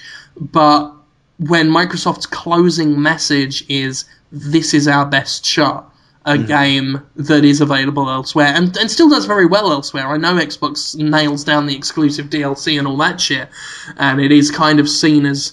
I know Microsoft tries to position Call of Duty as an exclusive, but it's not an exclusive. Not far from it. Yeah. It's on still everything very else. popular on PS3 and PC. Sure. So they were basically advertising a game that anyone can play anywhere, really. Same goes for South Park Stick of Truth. That is a game that looks that was the highlight of Microsoft's press conference. It's not published by Microsoft. It's not made by Microsoft. It's not exclusive to Microsoft. Whoa, It was the weird. best thing they had. And also the best people in any of the press conferences ever was Trey Parker and Matt Stone, who came out and didn't just read from a teleprompter and just spoke genuinely as human beings. Fancy that. That made them work well on the stage. Oh, I wish I had seen that. Yeah, they took the piss out of Microsoft. It was Oh, great. sounds good. Made fun of their smart glass. That's fun, and they can do that because they're completely independent of Microsoft's vast powers. Yep. One thing I wanted to mention while we're talking about Xbox and exclusivity, because this has confused me for a long time. Why do people buy worse versions of games on the Xbox 360 just because all of their friends are going to do it too? It's made me sad for a long time. As you may know, the Xbox 360 is my least favorite console for a variety of reasons. The fact that it dies so often, I just can't get over people putting up with that failure rate on that thing, and I'm sure mine is going to die any second, so I never want to play it. But the Street Fighter Cross Tekken, much better on the PS3 for the most part. It had, let's see, 5 console exclusive characters right off the bat. So it's just, fighting game is its characters. So to have that many more, it's almost like an advanced version of the game. In the old days, a Street Fighter game would come out with 4 new characters, Super Street Fighter 4, for instance, and it'd be like, whole new game. I have to buy it just for 4 new characters, and this had 5. And yet most people I know bought it on the 360 just because, oh, well, everyone else is going to buy it on 360, so... Oh, I think that really depends on how you quantify better. You look at something like Call of Duty, you look at something like Street Fighter Cross Tekken. If you're buying that game to play with other people, as most people who buy COD, and I imagine a lot of people that bought S Cross T, as us cool kids call it, would have bought it for, then if everyone's playing it via Xbox Live, you're going to go there because you will literally get the better experience. But if everyone thinks like that, then everyone will continue to play it on Xbox Live, and everyone will continue to have to play it on a, at least in the case of Street Fighter X Tekken, a worse version of the game because everyone else is doing it. Whereas if everyone else just got up and decided, well, we'll just buy it on PS3, then everyone would be on PS3 and the world would be a better place. Well, again, I mean, I don't think there's much room for denial that even though you're going to pay for the fucking thing, which I hope changes next generation, probably won't, Xbox Live is considered the de facto online service. The PS3, it's free, which I will always appreciate. The PlayStation 3, the hardware's infrastructure is shit. And as such, I don't always 100% trust it to run my games online very well. And this is not unique to me. There are a lot of people who are like, I mean, just something as simple as downloading a patch can take more than twice as long on the PS3 than on the 360. It's just I find it a less pleasant online experience. And I don't like saying that because I do, I love the PS3 as a piece of hardware. I love Sony's hardware. Fucking love it. I hate a lot of the stuff they put in and force on it.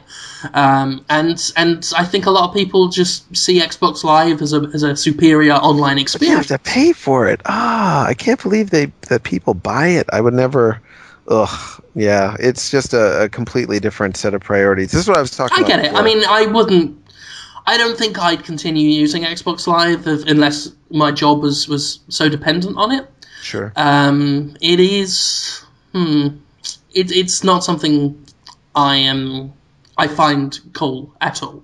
Yeah. For them to do, especially since they still cram it with adverts and stuff. Yeah. And I think they're going to try and stubbornly still keep Xbox Live in the next gen. Sorry, it's worked for them. I can't see why they would stop as long as people continue to say, well, because everyone else is going to get on Xbox, I'll get on Xbox. Everyone else has Xbox Live Gold. I guess I'll get Xbox Live Gold. Well, I mean, the thing is, I know new generations can often reset the bars. Let's look at last generation. Fucking PS2 was dominating. Sure. This generation, PS3 faltered behind. So we can only hope that in the next generation, Nintendo and Sony creep ahead of Microsoft, which is entirely possible. I've learned just from the history of this business that anything can change. Sure. A new generation can reset the positions. And I think it's in all our interests that next generation Sony gets ahead, just insofar as that might pressure Microsoft to stop charging for something that it shouldn't be charging for. Because it shouldn't be charging for it. Yeah. It simply But shouldn't. so many people just put up with it, and I hope that they stop. And I'm not against subscriptions in their entirety. I like PlayStation Plus as a concept because it is optional. It's Yeah, you can play optional. online Yeah, without it. You just get it's like a subscription to a magazine. exactly. And And you get because the online is already free, Sony had to work extra hard to make PS Plus look worth it. hmm I went to the Sony press conference, so I got that subscription they were giving out. Oh, cool. So I got to try PS Plus, which I'd never tried before, and it's cool. I don't know how willing yet I am to buy it when the subscription runs out next year, but I can see the benefit. I can see how some savings can be made for sure. Sure. So I think it was a good thing. I think PS Plus is a positive thing, and Microsoft, they've already got online play held hostage, so they don't try. They just fucking gate everything behind it. It's like, oh, here's Netflix, here's HBO Go, here's all this other stuff you have to buy a separate subscription for, which we're still gonna gate behind our subscription because fuck y'all. And it doesn't even have a web browser still, right? They announced that for E3. That was their big announcement. How can you Internet charge Explorer. people for online and and it's Internet Explorer? Oh, Of I can't course, even it's believe Internet those guys. Explorer. Yeah. The Oh. one browser nobody uses for any of their products when they put a browser in. Oh, but it's Microsoft developed, right? Internet Explorer. Of course, yeah. Oh, no thanks. Yeah, I mean, there's I really. no way they wouldn't use Internet Explorer, but it's still hilarious that they Yeah. announce it. What a bunch of guys they are. Oh, they are a bunch of guys. Yeah, that's never gonna. They still haven't done anything, I think, that will ever cause them to be popular in Japan. That's one of the things about the Wii U that I think a lot of people miss is that it is just made for small Japanese dwellings where there's one TV, and that's part of why portables do so well in Japan. People are playing those in their house because they want to play video games, but there's one TV and it's a small place. And you can't fit one in your room, so you just play a portable, and the Wii U allows you to do that. So I'm confident that will go over in Japan, and that Japanese developers will get that when they add functionality to it. But Microsoft is going in the exact opposite direction. You need a TV all to yourself if you're going to have a Xbox Live. If you're going to pay for that subscription service and make it worth it and play online enough, you pretty much just need a whole room dedicated to your gaming experience, and to do so alone, at least alone in that you're not physically with other people. You're with them online. Yeah, never going to fly in Japan. Fuck them. At least they had a man from Nike stand on stage for 15 minutes to say something about Nike. Nike the shoe? Nike the shoe. Oh, They just what? had a man. I can't even remember. It was so crushingly dull. I don't remember a word of what he said. Huh. Something about Nike and Xbox. Probably another thing that should be free and is probably free elsewhere that Microsoft is going to pretend adds to the value of Xbox Live. My goodness. Yeah, I hope that does. Well, on to It's Sony. like cutting someone's arm off and saying it adds to the value of you not killing them. I don't know if that metaphor makes sense. Probably not, but it was a good one, so just forget it and shut up, go away. I thought it was a great metaphor. Very good. Sony, they talked about The Last of Us, which looked good. They talked about that new David Cage game, which I actually am excited about. I have a monochrome of optimism that David Cage actually said this time, hey, in a video game, you can play as different characters and not just basically try to reenact a movie experience. I'm going to make a video game this time. Yeah.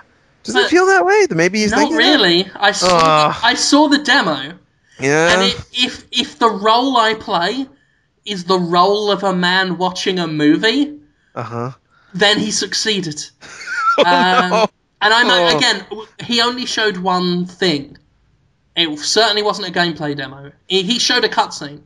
There was no clue as to how any of it was interactive. He spent 10 minutes talking about Ellen Page and how she's a really great actor. She has so much emotion. She's not in the movie, though. It's just Polygon. I think when you see Ellen Page, you're going to really connect with her as a character. And then they showed the footage, and Ellen Page's character was catatonic. he spent all this time bigging her up as an actress, and it was just a cop talking to her, like uncanny valley, creepy cop, talking to Ellen Page, who was just stood there staring at nothing. Oh no. For ages. And then there was a bit at the end where there was some telekinesis or something going on. And of course, David Cage being David Cage, he's promised that this is going to be an emotional, an adult experience. So you've got that to look forward to. Fuck it, and fuck that man's snake oil. I was so this was the time I was finally going to show everyone that I can like a David Cage game. I was doing it purely for my image. Because people, Holmes just hates stuff that's like that. And I'm like, no, if it's good, I can like it. And I had read about it, and I'd seen screenshots, and I had heard that you basically go around possessing different video game characters and lead them to do behaviors that would be normally not something they would do if they were in control. So, that's what I love about video games a lot of the time. You're the one controlling the character in the game, and you decide who they are. And taking that premise and having it be kind of a story about a ghost possessing different characters in the game, doing that I thought was a brilliant kind of way to shoe in actual video game thinking. But instead it's just flat-faced Ellen Page and a cop and then some psychic powers. And it's going to be adult. It's going. I don't think you're listening to what I'm saying. It's going to be an adult emotional experience about death and what lies beyond. No, it's not. No, it's not. I really think that should be just the name of the game. Just no, it's not. If Quantic Dream as a studio renamed itself to No, It's Not, I think everything would be better with life. I'll keep an open mind. I'll say that much. I liked Fahrenheit. Or Indigo Prophecy. That was over 10 years ago now. I replayed it recently. It is embarrassingly poorly written. I liked it back then. Nowadays it's a bit embarrassing and potentially racist. Well, I couldn't even get past the part where the funky Afro man is just walking slowly and with a funky swagger in the me so sorry Chinese man library, and he's like, yeah, give me that book. And, it's your book. Like, what? I can't read too good. I'm black, you see. That's exactly what the dialogue was in there. They put them both at the same time. It was terrible. Yeah, so lost, so distant from anything that was good at that point. I did like it back in the day. I appreciate what it tried to do. Heavy Rain, of course, as a game, it was alright. It was good. As a story, obviously, I talked in depth about Heavy Rain's problems narratively. Yeah. I will keep an open mind about Beyond. I do not trust David Cage anymore, though. Mm-hmm. I hold his statements with the same level of respect that I hold Peter Molyneux's. He could say anything. He could promise anything. And it will just bounce off my face. I really hope, I think I might have said this last time we recorded, I really hope Molyneux, without the need to make AAA Xbox exclusive games, now that he's with, what is his company called? 22 Cans? 22 Cans, yeah. Even that gives me hope that he's going to come back and do some... Oh, have you not heard about his new thing? No, what's Molyneux's new game for 22 Cans? Let me see if I remember this right. I could get some details wrong, but the principle is the same. That's okay. It's a social game, right? All right. There's a big cube, or a big block, okay? And everybody is chipping away at this block. And that's what you do. You chip away at the block. All right. I don't know if you can keep doing it forever, or if you can only do it a few times a day or whatever. But either way, it's going to take forever to chip into the middle of this block. And everybody chipping away is all contributing to this block going down, right? Okay. And whoever's first to get into the middle of that thing, apparently they're going to get something awesome, or something awesome's going to be revealed to them. They'll get some sort of reward for it, and they'll be the only one. So what's the game part? The game part is, and again, I could be getting the details wrong, there is a piece of DLC downloadable content for this game. There's only one. It costs $50,000 or I think it was pounds. £50,000. Yeah, £50,000. that's the And game part. as I say, there's one of them, and whoever gets that, they'll be able to get into that block a lot faster than anyone else. What's the game called? What? I can't remember what it's called. But what Molyneux has done here is he has taken the DLC principle to its logical and most disgusting extreme and gotten away with it by calling it an experiment. Wow, that's The pretty man amazing. is a bullshitter, and I do not trust a single word he says, but I have to applaud the ballsy genius. Absolutely, and someone will pay it, and he knows it, and then it'll He'll make probably be news. notched. And oh yeah, He buys everything expensive that is games. yeah, interesting, huh? That sounds like the worst game ever made. Yeah, but I mean, It's, it's indicative of what the Molyneux and the Cages of the world do.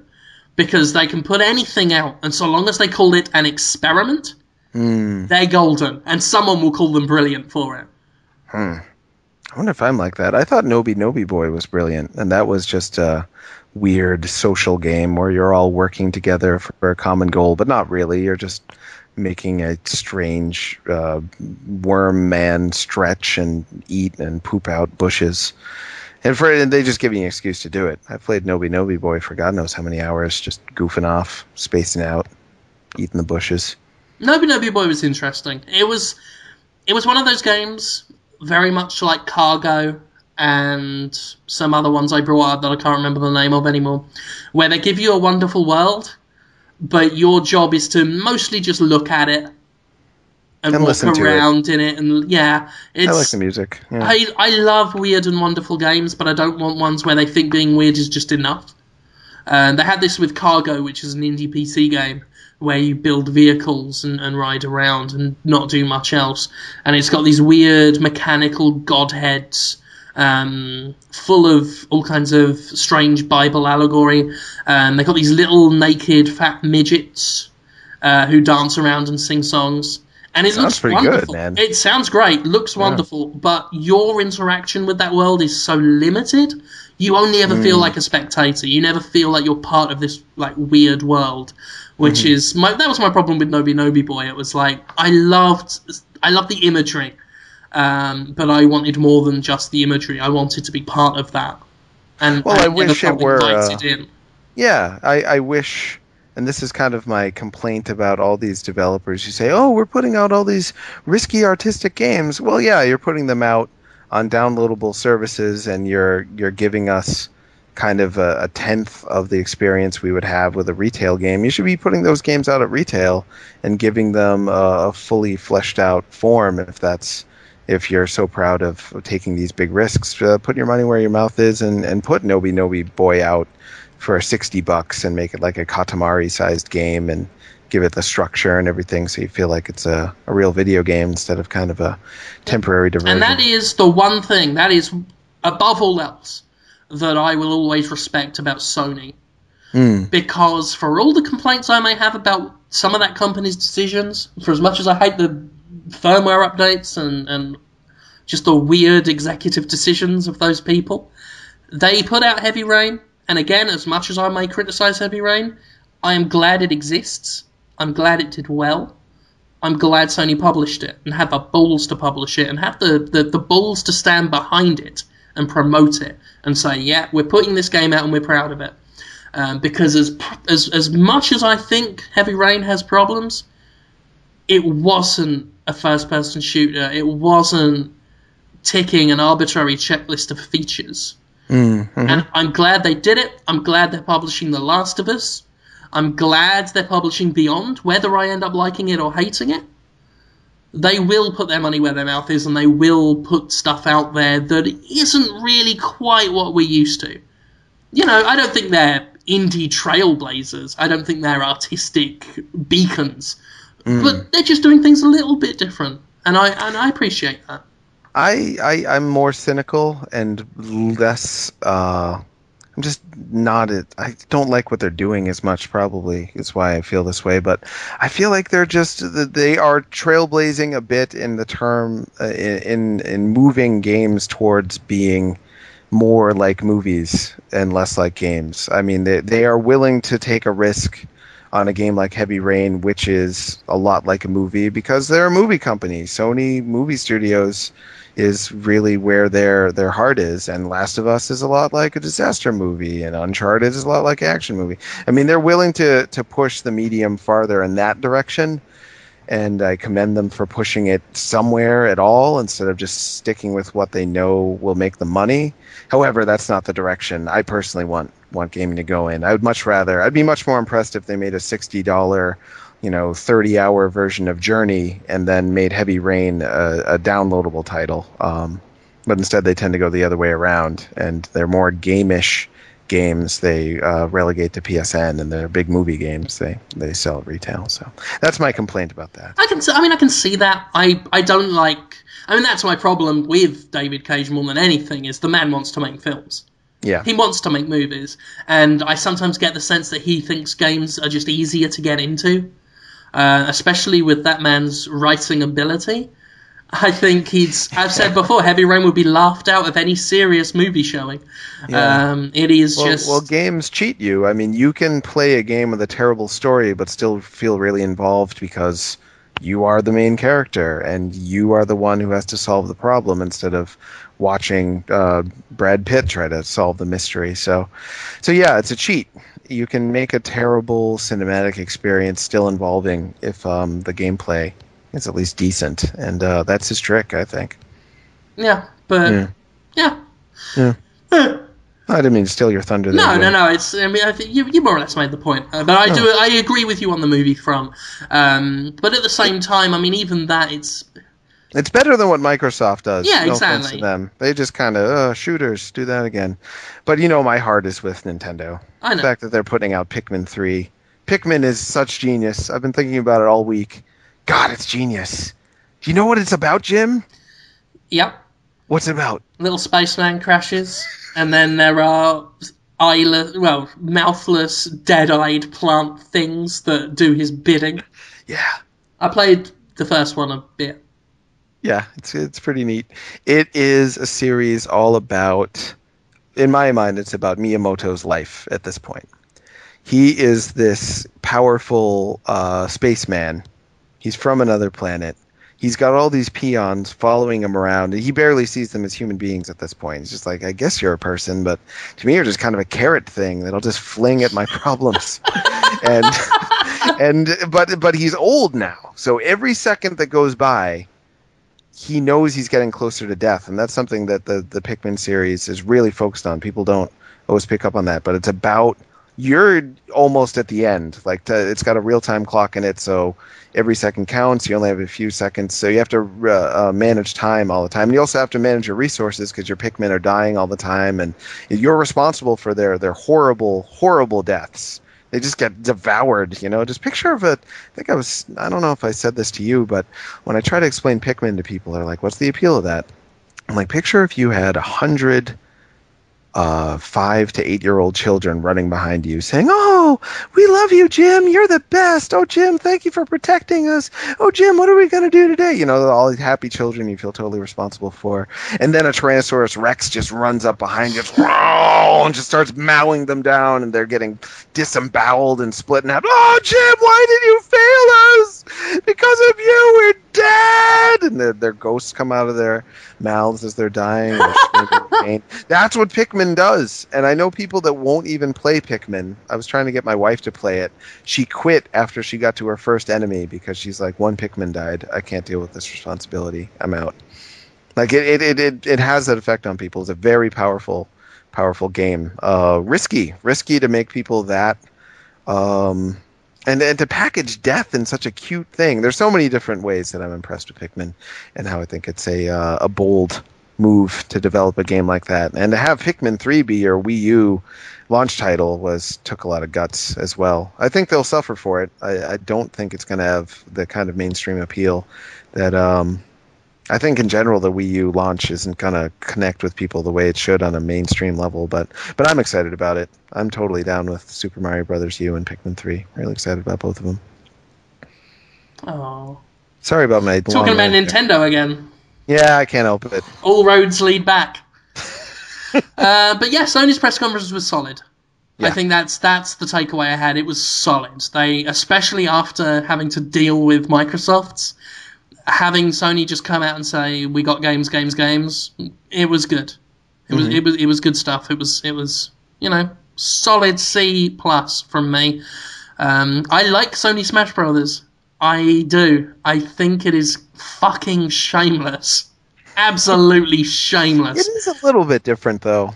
It is a little different. I was impressed with the fact that, as opposed to Smash Brothers, where you need to wear down a guy and then do your smash attack and get him out. And your smash attack is nice and dramatic, but it's not a spectator.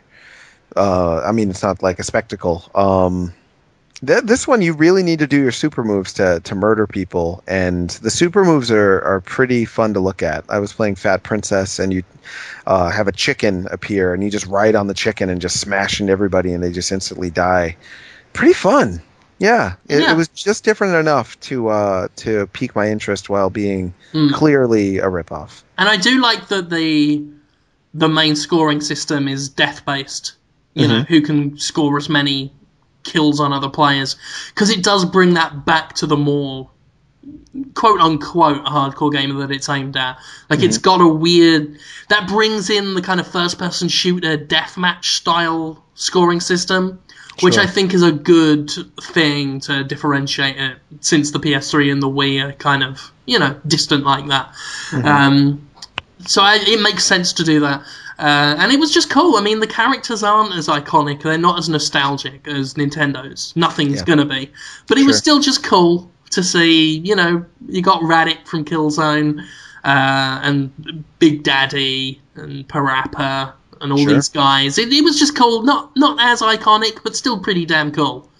I wonder what they're going to do for the bits other than the fighting game, because Smash Brothers, since Melee anyway, has had a pretty extensive amount of stuff to do single player, and if it weren't for that, I don't think it would have done as well. Brawl had the kind of controversial, often disliked subspace emissary mode, but it was cool in theory. And there's 2T platforming bits and all sorts of stuff in Melee. I feel like they need to do that with PlayStation All-Stars just to kind of keep pace. Otherwise, it's going to be seen as even more of a cash-in and less of a full new experience. I wonder what they'll do with that. It'd be interesting. Maybe they will just focus entirely on the battles, but they got to have some single player in there. I would be surprised if they didn't. It's cool. It doesn't need one, I don't think. But it's just one of those bullet points that people want to see. Like if they paid $50 for Smash Brothers Brawl and did put 12 hours in the single player, like at least I did, and then there's the trophy modes and the smash the targets and the home run derby stuff. If there's all this extra stuff thrown in Nintendo Smash Brothers, and then Sony doesn't try to one up that, it'll look even worse for them, I think. Just as a bullet point. Yeah, we'll see. We shall see. What else did they do? I mean, there was The Last of Us. I like the look of it. I think most people were impressed. I'm still waiting for the actual monsters to show up. I like a good monsters game. I don't get as excited about a just hit a guy in the head with a pickaxe game. I want to see some monster designs and stuff. They're like moss monsters or something, right? I'm not sure. I'm not sure what he's going to go on with it. I've actually not been. Monsters. I'd not been following it too closely. It wasn't on my radar until E3. I mean, I knew of it, of course. I'd heard bits and bobs, because I was out of the house when it was announced, and I saw it on my phone. And I was pretty excited. If I see things on my phone, I will forget about them. And I forgot to check up on The Last of Us after it, and then it was like E3, and I'm like, oh yeah, that's a game again. So I was pleased. I would be interested to know how much of that demo was interactive. When there was a lot of this struggling and the girl jumping in and helping, and it looked very quote unquote cinematic. But, I want to know how much of that I'm playing and how much I'm watching. Yeah, indeed. I really do hope. When I first saw the trailer for it, I was really excited because I loved the premise. And people said, it'll just be like Uncharted, which is one of my least favorite series. But I said, no, it'll be good. It'll be good for me this time. And then the more I saw of it, the more it just kind of looked like a more slow-paced, less adventure-ish Uncharted with just killing dudes. So I'm still holding out for more than that. I have faith. I have faith they'll come to it. We'll see. Yeah. I mean, I tweeted at the time, I was like, over the space of that demo, I went from this looks like Uncharted to this looks fucking promising. So, Right. we'll see. I've been back and forth on that too. So still hopeful. But people are really saying the winner of E3 was Ubisoft, that they kind of put everybody to shame this year. I have kind of mixed feelings about that, but I can see where people are coming from. I still haven't seen the trailer for that. I was en route to Sony's press conference when that went up, and then I heard everyone buzzing about it. I've seen nothing of Watch Dogs yet. That's the problem with E3, is half the stuff you fucking miss until weeks later. Yeah, it's true. Ubisoft did what Nintendo definitely should have done, which is effectively communicate that they understand kind of every different demographic for gaming. Nintendo came off and was like, we're going to please our hardcore fans with Nintendo Land and Pikmin 3 and another Mario game or two, and then we'll let third parties make the other kinds of games. Whereas Ubisoft said, yeah, well, we're going to make Rayman Legends for kind of old school platforming fans, and we're going to make Watch Dogs, which is for people who are sick of kind of the same old stuff and want something new and risky in terms of premise. And then we'll do Assassin's Creed for people who want kind of a realistic period piece, and then we'll do Far Cry for people that want a third-person shooter, and then they had Zombie U, that I don't know how much they talked about it at the Ubisoft thing, but it was still kind of part of their presence in general. They really covered all of the bases, and as someone who I've never been a fan of Ubisoft as a publisher in general. They have some isolated games I really like, but I've never thought of them as like a go-to company. They did really well, and I'm glad that they succeeded in the way that they did. I hope that other publishers kind of pick up their tricks and next time at E3 kind of do what they did. Cool. Yeah, talking. Yeah, that Aisha Tyler was unwatchable though. Oh, yeah, I don't want to actually listen to the people talk, which is why I feel so bad about making E3 videos. It's quite hypocritical of me. After E3, I want to see gameplay videos, or that's pretty much it. I don't want to watch people talking in my videos, but that's all I do. That's why they have me come down, is because they want me to do that. They could just shoot off screen if that's what they wanted. So I try to talk in videos, but I feel hypocritical about it because I would never want to watch someone talk while I'm trying to see what a new video game looks like. Sorry, everyone on the planet. Watch my videos. Yeah. I think a lot of people consider your videos a highlight, though, of the shows. That's awfully nice. It's always good. It's like a tradition for me, once I get home from the show, your video, your big E3 run around will have been uploaded. I get to watch it. It's fun. Thanks. You're Jim. You're a camera guy. You're a camera dude. I'm used to being on camera for whatever reason, and I'm so comfortable on camera that people often just think I'm drunk. And that's a little insulting, but I don't mind. It's usually because I'm very tired, and while you're playing a video game, I was exhausted. Your confidence on camera astounds me. Your so willingness to do things.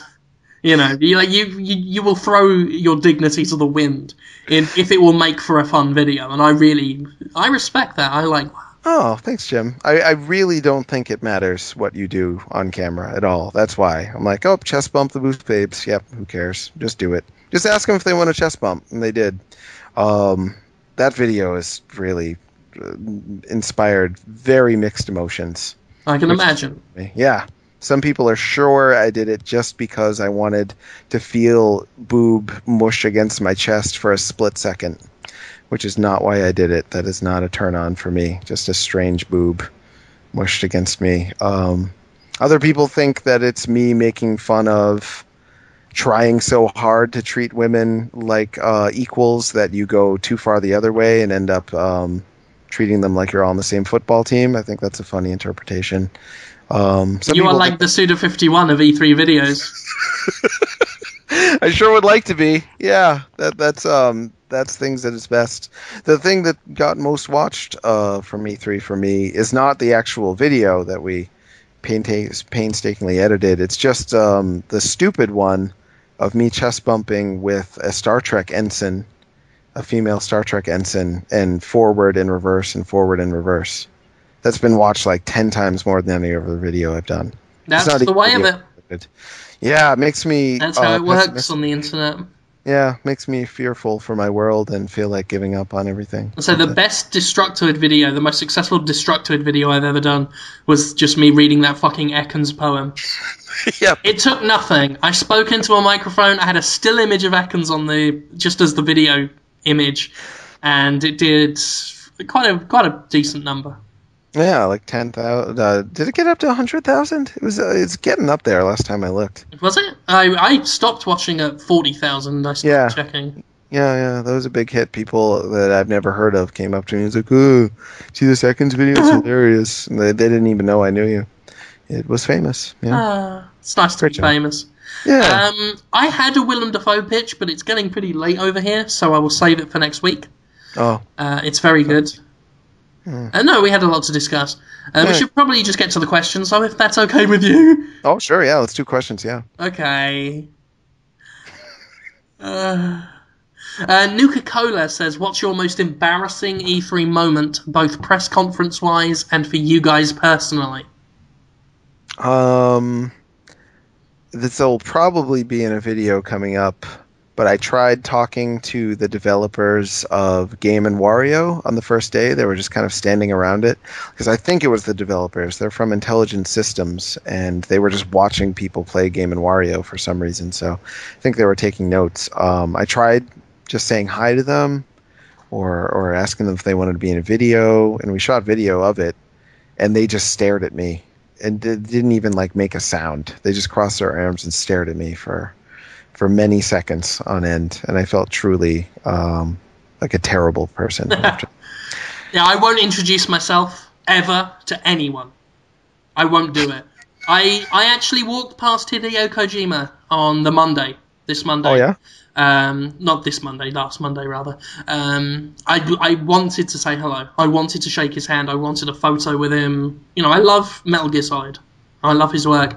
I couldn't do it. I can't inflict myself on people. Aww, they'd like hate to it. see you. But people come from miles around. They hear that. Let me think of the people. Scott from the Treehouse at Nintendo was like, "Is Jim here? I want to see Jim." And the Capcom people were like, "Oh, is Jim coming by?"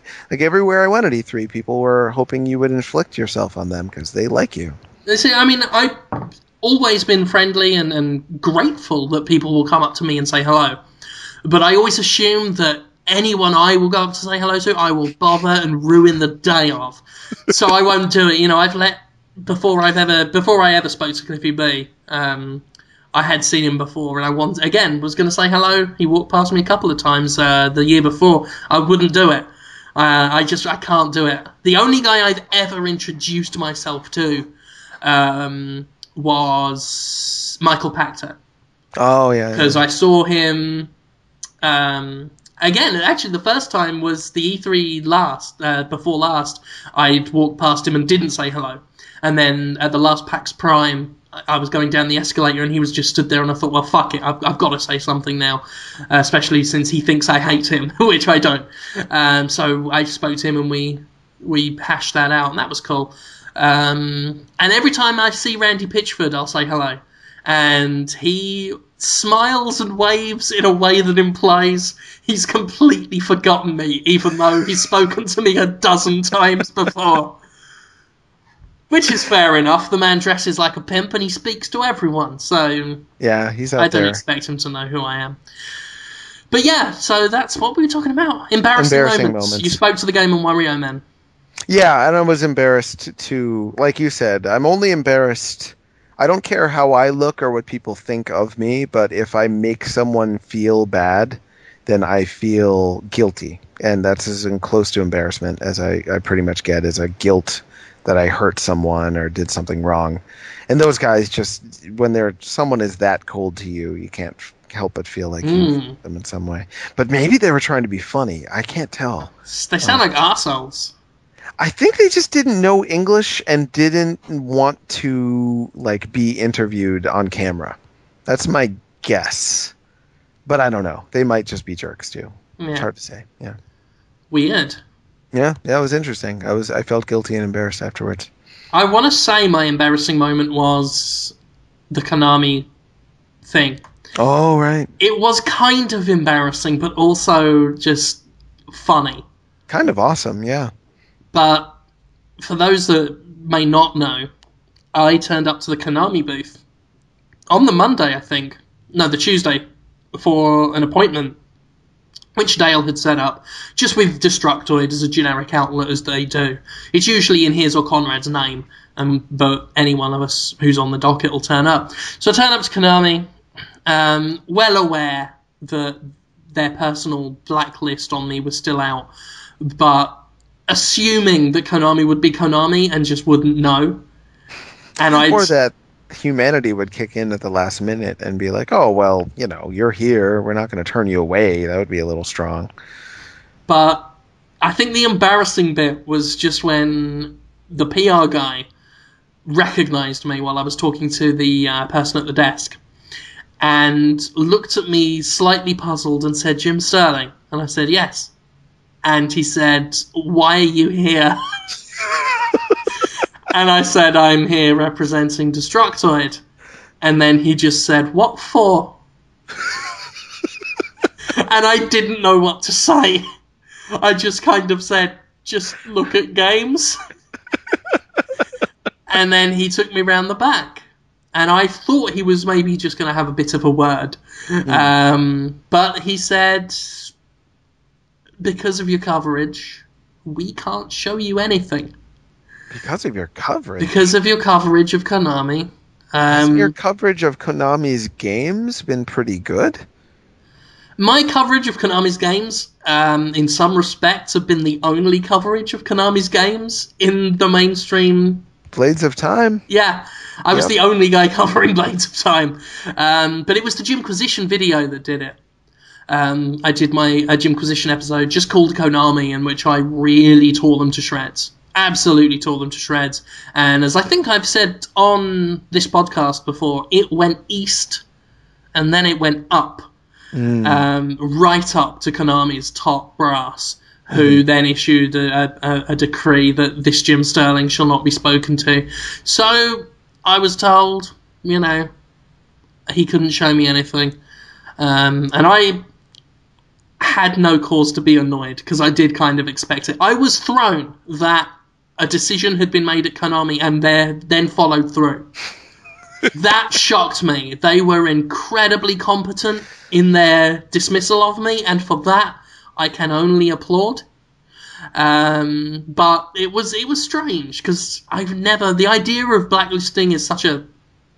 People talk about it so much in this industry, and I've never seen it happen. And that actually happened, and it was strange to be the recipient of that, because usually, even if someone doesn't like me, they will still talk to me just for the coverage's sake. What if it was Kojima who said never again? How would that feel? What if he works you into Metal Gear Solid 5 in some way and is like, the troubling British man or something like that? Really I've got this image of him just burning a hole in the photo of my face with a cigar, just never again. It could have happened. It's someone there. I was asking around about that actually, out of my own curiosity and on your behalf, because if there was someone who could talk sense into someone else and explain to them that you care about Konami and you like their games, and that what really counts is, what people want to hear about is what you think of their games. And I would understand if they blacklisted you if you said, I hate all Konami games, and every time I get a game with the Konami logo comes out, I'm going to give it a poor score because they're jerks. Sure. But as long as you're giving their games good coverage and honest coverage, and you like some of them, then you're a benefit to Konami still. And I've wanted to explain that. I know the guy who knows a guy at Konami USA, and I was trying to do a talk for you, but it might be more the Japanese side, huh? Well, as far as I've been told, the door isn't 100% closed. The message I got was that the bridge wasn't burned, but stones were missing. That was the quote. Okay. I mean, Konami, the PR people did seem eager to try and reach some resolution. I don't know what they expect. It's not like I would retract anything, because I still stand by everything I said. But we'll see what they have to offer, if anything. I don't know if they've got anything to offer since as soon as I was blacklisted, I took to Twitter to have a laugh. But we'll see. I would assume if they do a better job at promoting their games and connecting with someone, I mean, that won't be you, I guess, so you can't speak from firsthand experience about it anymore. But if they were to do a good job and you were to say, good job, then would that then make them happy and like you again? Is it that kind of a thing? I have no idea. I don't know how strong it is. I was given the impression at E3 that it wasn't, a potentially permanent thing, that there was a way to repair things, which I'd be, interested in hearing what that would entail. Yes. Not to say that I would be willing to do anything to make it happen, but I'd be interested in seeing what they would expect. It just, I don't know, like I told them, I said, look, the only reason I'm so vicious with you guys is I give a shit. Yeah. And that's all it's ever been. I mean, people think I hate Sony, and I think a guy from Sony PR had it explained to them from someone else at Destructo that the only reason I've ever been harsh with their reviews is that I love Sony's stuff. Yeah. I love their stuff and I want to see it done right, and that's why I'm a harsh person. I will heavily, viciously criticize something, and it's almost always because I love it. And that's what I was explaining to Konami. I mean, if you look, I did not see another hands-on preview of Silent Hill Book of Memories. But even after being turned away, I returned to the booth and scurried over and played it. Mm-hmm. Because I cared that much about the game, and I care enough to want to say if something's good, if I think it's going to be good, and I will continue to defend Book of Memories until I play the full thing and am disproven, but from what I played of it, I loved it, and I will continue to say so. And I bear no ill will towards any of Konami's games because of that. And I think it's a shame that I can't, that they would want to limit my ability to talk about them when I've been nothing but eager to talk about them. And half of my frustration was being blocked from being able to efficiently talk about Konami's games because they would not provide any help for their own games. Yeah, and now they're just pushing that even further. Yeah, it's a shame. Hopefully that'll work out, because I'd hate for you to not get the Metal Gear exclusive that you want, or just get the game mailed to you so you can review it in a timely fashion and all that stuff. Yeah. Well, they weren't doing that anyway. That's the fun thing. I hope they change and do a better job, so then you can say great job, and then they can like you again. That's it. I mean, I want to see Konami do a good job because they've got some great property. Yeah. That's all I want to see. I want to see the property in a good home. Like a dog. God, that was one question. Yeah, you did good. You answered it. Flutterguy, can you send out clues on Twitter as to where you are eating so that I might find you and point screeching like a body snatcher? Who's talking to you? Me. Well, I'm not eating anywhere right now. Maybe he's assuming because I'm fat I'm eating all the time everywhere. But no. I'm starving right now. I can't wait to eat. I'm pretty hungry myself, actually. Yeah. Because it was 3 seconds since I last had a horse. Someone on Twitter, I'm remembering questions from Twitter. I don't have them in front of me because my internet's not on. My search engine. OC Ratcraft? Is that how you say his name? OC Ratcrat. You know him? He wanted to know about our weddings. Remember? Oh, right, yeah. You said 50-50 chance I'll remember. I remembered. He wants to know about your wedding, Jim. Was it cool? No. Mine wasn't cool either. got married. We were married by a friend of ours who is a minister, atheist, but minister. Sure. And we just couldn't think of where to go. We were in a hurry, so we ducked into a Ruby Tuesday and did it there, just over a table. What's an atheist minister? Is it just like a philosopher? He's just ordained with some church that just hands out certificates and says you can legally marry people now. Have fun with it. Huh, neat. Yeah, I think Anthony Birch is one as well. That's why his old name was Reverend Anthony. Oh, that's right. It was I saw the him at same E3. church. It was great to see him. He smiled at me. He was all happy to see me. Oh, Yeah, I was great, happy to see him too. I saw his dad. I said hi to his dad. I met his sister for the first time, Ashley. She says hi. She told me I was handsome. I was flattered. It was, of course, in relation to Tony Ponce saying, "Oh, you know, Jim Sterling wants to have sex with Jonathan Holmes right here. He wants to have sex with him in the butt. He wants to have butt sex with him. Butt sex with him. He wants to have bucks with him. You know that, Ashley? He wants to have butt sex with him." So she said, "Oh yeah, it's good. You're a very handsome man. That's probably why." She handled it like a true lady. oh, Yeah, she's very nice.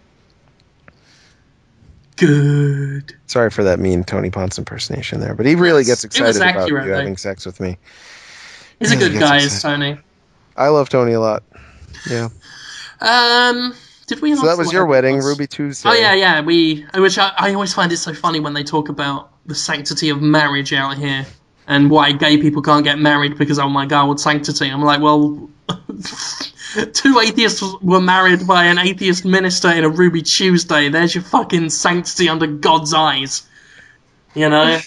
Yeah, indeed. I had a similar marriage. I think marriage is kind of on the way out, honestly. I think, like I was saying before, people are getting less and less religious. People are getting less and less impressed with the whole idea of a wedding. You know, they'd rather be on Facebook, I think. So I had a man come over, and he brought his wife, and his wife showed me pictures of her dog for a long time. And I said, I'd rather just get married. Sorry. It's like the rudest I've been in a long time. You know, the dogs are great, but this is actually my wedding. And then my friend Andy, who you know, took pictures of it and did video. And it was just in my kitchen. We just got married and held hands and then went out and bought cake. It's great. Awesome. Yeah, it was a very good wedding. It's the way to do it. I'm not a big fan of ceremony in most situations. Yeah, it can have its place, yeah. but it shouldn't lead you. You shouldn't be forced to do ceremony for ceremony's sake. You should be doing it because it serves you. Exactly. If I'm going to do something with pomp and circumstance, it's going to be for entertainment purposes. You know, it's going to be to give people a good time. No one has a good time at a wedding. Fact. You know, but there are people that love looking at wedding pictures, but when they're actually at the wedding, they're miserable. So I think just green screen the whole thing. Yeah. Just do the pictures. Yeah. I think what I'm going to do is I'm going to take a photo of me pulling my ass cheeks apart and showing my ragged anus, and so say that is my wedding. You could do that. That could be the new ceremony, the new pomp and circumstance. Absolutely. Oh, and a woman named Carol with a K on Twitter, I think she asked us what we think of the Tomb Raider trailer and also the Hitman trailer. I think you've already talked about these in detail. That's going to take an hour to talk about. Yeah, I guess so. I wanted to at least try to ask. We did. We filmed 3 talking to women about video games at E3. I used my time with the video producer, who's now pretty much quit. He's probably never going to do videos with us again. But I used him while I could, so we shot 3 talking to women about video games there. They'll probably be the last ones. And one of them is about Tomb Raider with Jenica Katz from Flixist. And it's very, very embarrassing, the video, because of how naked I get. But anyway, most of my thoughts will end up there. But I will say that I thought it was very sad recently in an interview with Kotaku. I think his name is Ron, the main developer on Tomb Raider. He just came out and said, well, you're not supposed to identify with the main character in this game. You're not supposed to want to be her. I mean, duh. We don't think that's what people want, is to be a woman. Yuck. You're supposed to help her. she's got like problems, and you're like the guy who helps her. That's the Mm. appeal. And I was like, no, that's the exact opposite thing of what you should be doing. You should be giving women who play video games, and there are quite a few of them, someone who they can feel is designed for them to relate with directly, and also give guys the opportunity to actually treat a woman as a subject instead of an object. You can relate with someone of the opposite gender. It's possible. But he was just throwing all that right out the window and just coming right out and saying, yeah, she's an object that you're supposed to kind of patronizingly help through all these struggles. It's kind of gross and sad that he said that. Pretty much. I know that Lauren Wainwright, who used to be part of the Detroit community as Atheistium, who has gone on to be quite a prolific games writer now. She was talking about that this morning, just, way to marginalise the women that were projecting them, a little of themselves onto Lara Croft as a character, and enjoyed playing as a woman and having that connection with an avatar like most men get to do with pretty much every other game. And it is a shame that, you're supposed to... It's just very patronising to say, oh, you're the caring boyfriend for this fragile woman who can't do anything. Just watch her get beat up and stabbed and given bearded hickeys and just miserable. Like, that's a woman's life. Miserable. It doesn't have to be that way. And women don't want to simulate just awful times and have that be a woman's game. Just awful times, the game. That's not what Lara Croft used to be. I think there's a place for it, I think. There is a place for that experience. I don't know if Lara Croft was the right person, the right character to pick for that. I don't think that's what her fans really play the games for. Yeah, it's the same with Other M. People saw Samus as, well, this is kind of there's not much character there, but it's a silent protagonist that I can project myself onto and be strong through that character. And then with Other M, she's crying and just have all these character traits that people never wanted her to have. They didn't want her to be human. They wanted her to be a vessel for them to inhabit, and they failed in that. Like I say, I think there's great merit in what they're doing. I think they mean well. They mean well. I don't want to sound too patronising to them. I don't want, their heart's in the right place, bless them. I feel uncomfortable talking about these kinds of issues just because I think I'm woefully underqualified to do so. Well, that's the other thing. I was surprised that Carol with a K asked us. Because I wanted to say, like, I don't know. I'm just some guy. I am not qualified to speak to how accurately they're depicting Lara Croft, or if they're doing a good job in creating a female protagonist for people, because it's not really my place to say. I'm just some dude. I hope someone who is in a position to say gets a pedestal to talk about it, and does so loudly, though, because I think it's important to talk about it. But I almost think my opinion isn't even that valid, honestly. I often get like that. I mean, it's like, I don't want to speak... I won't speak as someone saying what women want or how women should be portrayed. I don't want to... That's absolutely not my place to say any of that. I will venture so far as to talk about it just from its standpoint as an entertainment and as what people in general would expect from the character. Yeah. And I would say that Tomb Raider is not a series people play to glean insight into the suffering of the human condition, and all of that kind of stuff. I do think the premise has merit. I would rather see it in a brand new IP. Yeah. If you're going to do a brand new... Because that's what they've done with this Tomb Raider. They've basically made a brand new game. But we'll see. I mean, at the same time, I am also for franchises switching themselves up. But it's a knotty issue. It's such a complex one. I can see the merit in what they're doing. I can respect what they're trying to do. Yeah. And maybe the final game, maybe what we've seen in trailers will be 10 minutes, and then from there on out it'll be, a real Tomb Raider game again. Yeah, but I mean, we'll see. It's, like I say, it's brave what they're trying to do. I'll say that much. It's ballsy insofar as it can potentially upset a lot of people, but they seem to believe in what they're doing. So I guess fair play to them on that point. It's just I can see why the fans are, unhappy, because it's not so much just changing the style of the game, it's fundamentally altering a character that people have grown up and identified with and enjoyed.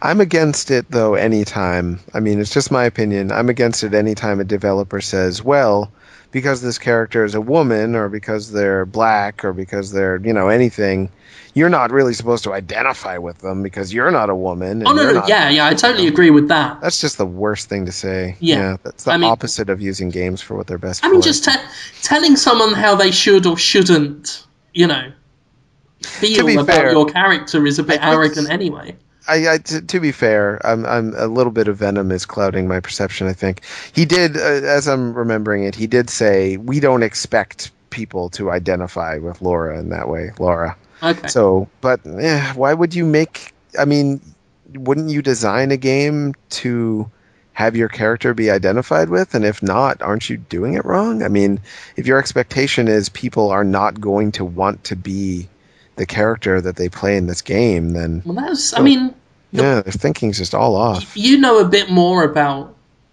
psychology than me as a qualified psychiatrist and psychologist. But surely one of the basics of empathy is the ability to put yourself in someone else's position. And that is the definition, I think, of empathy. And I empathize more with people when I'm able to when I'm able to sense that they're feeling bad and thinking, well, I'd absolutely hate to be in that situation. I don't know if I'd be able to, I don't know if I'd be more invested in a character who I can't identify with on any level. I feel I can identify with woman characters, with black characters, with other sorts of characters, even if I can't identify with a specific problem that they're dealing with.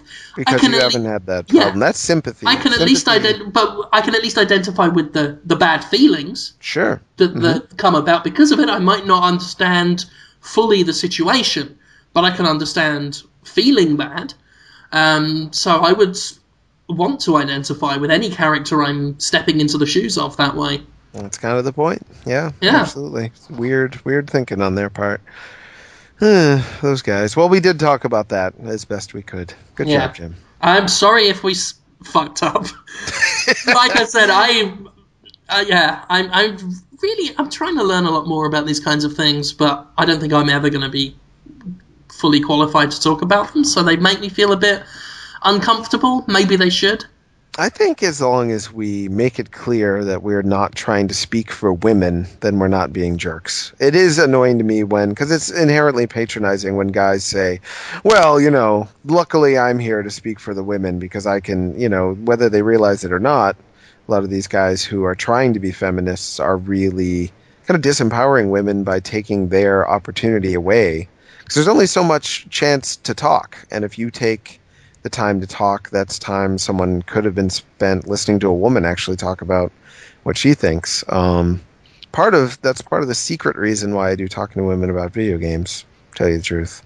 Secret. Don't tell anybody. Why did I reveal that secret? Dumb. You've ruined everything now. I feel so dumb now. No one's going to like that show anymore. It's all right. It's probably almost over. Just do a few more episodes probably. I didn't tell you my least favorite game of E3 was Resident Evil 6. Easily my least favorite, by far. So shockingly not what I want. Man, they screwed that up. Woof. It was for people who, played Resident Evil 5 and were good, but I just want more machine guns and more explosions. You mean everything that makes it not like all the other Resident Evil games? Yeah, I want more of that. Yeah. Except for the Leon bit, which was just if you explain to someone who hates old Resident Evil games what they're like, and they're like, okay, so make a terrible game. Got it. So through their filter, they hear the words like suspense and like walking down corridors. They just did that. Like the beginning of Leo's demo is just walking down a hallway behind a crippled woman. That's it. Oh, just thinking about it's hurting me right now. She's like, I'm walking slow. I'm sorry. And all you can do is wait for her to. You're being escorted by someone with a limp. That's Leon's demo, man. And then it gets a little better after that, but it takes like 10 minutes to get there. And then it's just shooting zombies. Just, oh, done this before. Just nothing new feeling. Except the Vanquish slide. You can now slide around like Vanquish. Whenever you want. Just slide under zombies' legs and shoot them. Shoot them in the inner thigh. Vanquish style. Oh, Yeah. sad about it. Yeah. Dead Space seems to be going that way as well. I'd heard that. The Dead Just Space cover 3 shooting. was kind of... terrible. Are they shooting back at you? Not xenomorphs. It's humans now. Oh no! Really? Yeah. Oh, one. Let me say, I hope that those were just demos. That Resident Evil 6 turns out brilliantly, very well might. Dead Space 3 as well. That said, if they are just rejections of what made those series great, I do hope they bomb so their publishers can learn to not conform to whatever they think is a profitable game and actually make games that are interesting, that say something. Not everything has to be just Gears of War, guys. Please don't do that. Oh well. 90% of these questions are about me having sex with you at E3.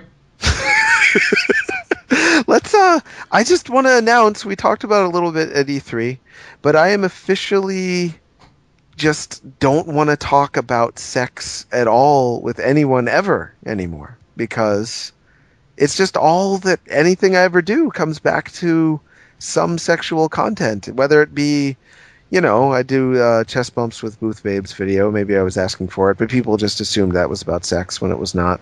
And, I like talking to you because you make me laugh when you talk about... it's kind of a parody to me. You're making fun of your own horniness, and I think that's funny. But when people are not making fun of it and are just really just like wanting to think about sex with me all the time, it's weird. I feel like a porn star or something. I'm like, come on, guys, I'm a person too. I'm not just a butt. Be my real friend. Don't just be my butt friend. That's what I want to say to the world, because that's... Don't just be my butt friend. Yeah, don't just be my butt friend. There's more to me than just a relatively flabby 35-year-old man ass. There's a lot more to me than that, I think. Or am I just good for sex jokes? There's your delicious pectorals as well. And your creamy thighs. So there's a lot to love. My thighs aren't that creamy. They're pretty hairy. Hairy cream. Gross. Hairy. That's the best kind of cream. Yeah. I mean, obviously I respect, because Jonathan Holmes is my friend. So I respect his decision and his desire to not talk about sex all the time. So I will talk about it just a bit. Just a bit. There's a lot more to talk about. He's going to be dressing up like a vampire hunter and hunting vampires with his Chicken penis. Chungus? Is that my name? Chicken Chungus. That did come back to anal sex again. That did come back to anal sex. That is a problem I'm going to have to work through. That is my issue. I will deal with it. Well, it's not fair, but I do want to say to the world, when Jim does it, when I'm involved with the joke, and he's making me laugh, great. When it's, the only comment in any video I do on E3 is just anus, anus, anus, anus. Funny, sure. I shouldn't be laughing. No, it is funny, but it also stings a little bit because it makes me feel... It does. Because it's my anus. Yeah. Did you get it? Oh no, anus. I did get that one eventually. Yeah, it hurts a little bit. Yeah. It's a little sore. That's all it seems that anything I do inspires in people is just anus talk. It's a little bit brown eye. It's a little bit rectal cavity. It's a little bit cock up the arse. It's a wow. You held out the S there in a dramatic fashion. Yeah, it was pretty good. So yeah, I mean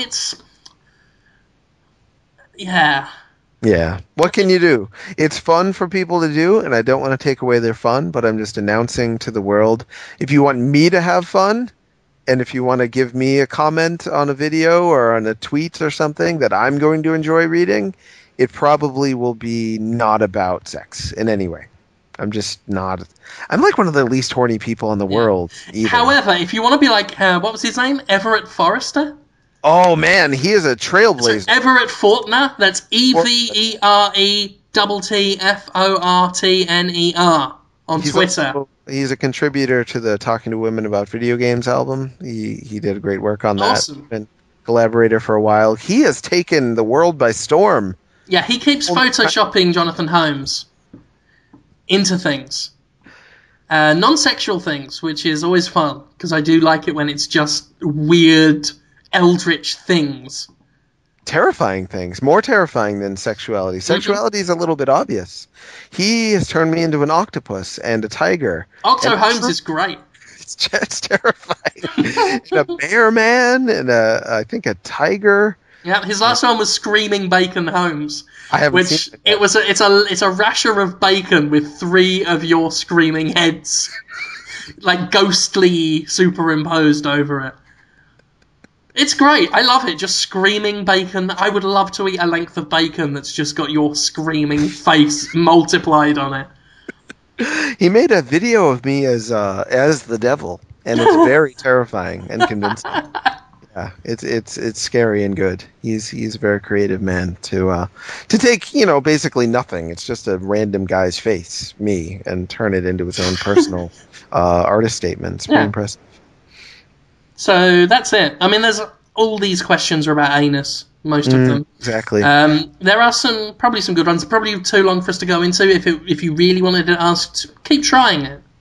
We'll get to it at some point. But right now, we've been going for 2.5 hours. I know, we're almost 3. It's crazy. Yeah. I gotta play Lollipop Chainsaw and write some posts and whatnot. And I need to poo and wee. So that's a thing. But thanks for listening to Podtoid, the podcast we do. Is there anything you have got coming up that you'd like people to watch? Conrad is really into Supholmes. I thought he was going to give up on it because I like doing it, but I don't think anyone actually watches it. It's great fun. Last week we had a woman named Zoe Quinn on. She's incredible. She is the most interesting person I've met in a long time. She's making a game called Super Street Fire. Have you heard about this, Jim? No.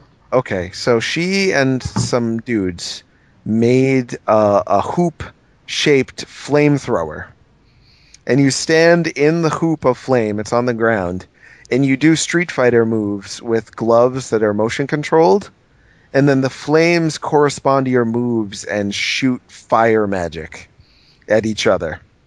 Wow. And there's 2 hoops of flame, one's orange and one I think is like blue. She made that. What? Zoe Quinn, you're incredible.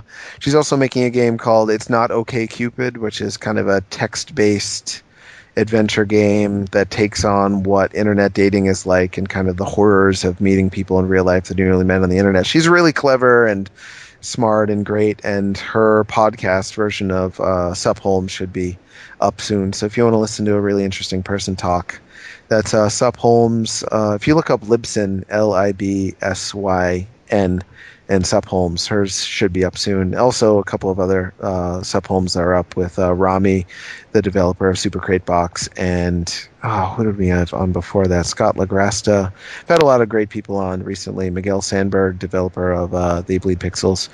So tons of podcasts on there, and this week we're having somebody new on. I'll get details about that on Dtoid. Also, talking to women about video games. We're going to do a few more episodes. I've got one with Jenica Katz from Flixist talking about Tomb Raider. She had some really strong opinions about that, and she also wanted to embarrass me as much as she possibly could, so we accomplished both of those goals.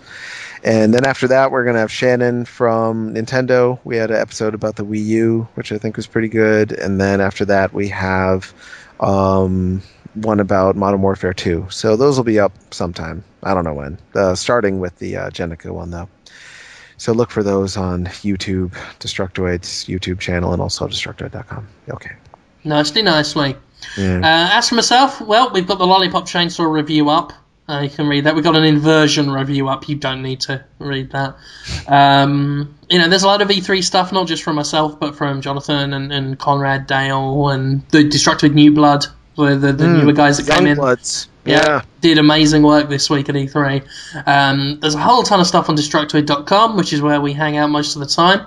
If you go to escapistmagazine.com, my latest Jimquisition video was about E3 and how the press conferences were just guns, guns, guns, but they've always been about just guns, guns, guns. It's just this year there was nothing in between to break them up.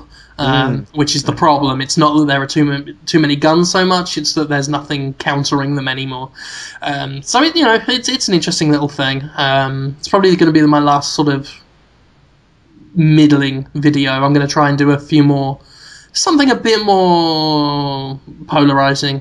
I want to do more of those. I've had a few ones where a lot of people agreed with them, but I want to get some where people are really discussing and debating. So we'll see what happens. But until then, we will be back next week, hopefully with Hamza.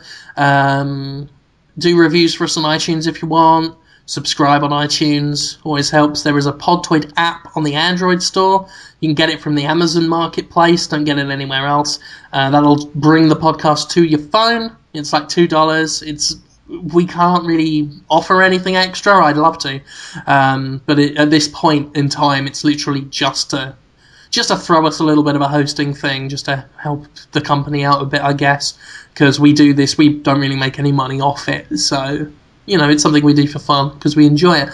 So, that's it, really. Thank you for listening, and we will see you next week. Yeah, thanks, everybody. Wow. You see that? I ended it monstrously, like monstery, it's like Prometheus. Yeah, I felt like I was in Prometheus for a second. And it was just like Prometheus. I still haven't seen it. I heard it's got a robot. Yeah. It's got a robot. He's the best part, they say. It's pretty cool, and it's got Tentacruel, the Pokemon, is in it. If they had said that, I would have seen it day one. Well, the problem is calling it Prometheus. It should have been called Tentacruel.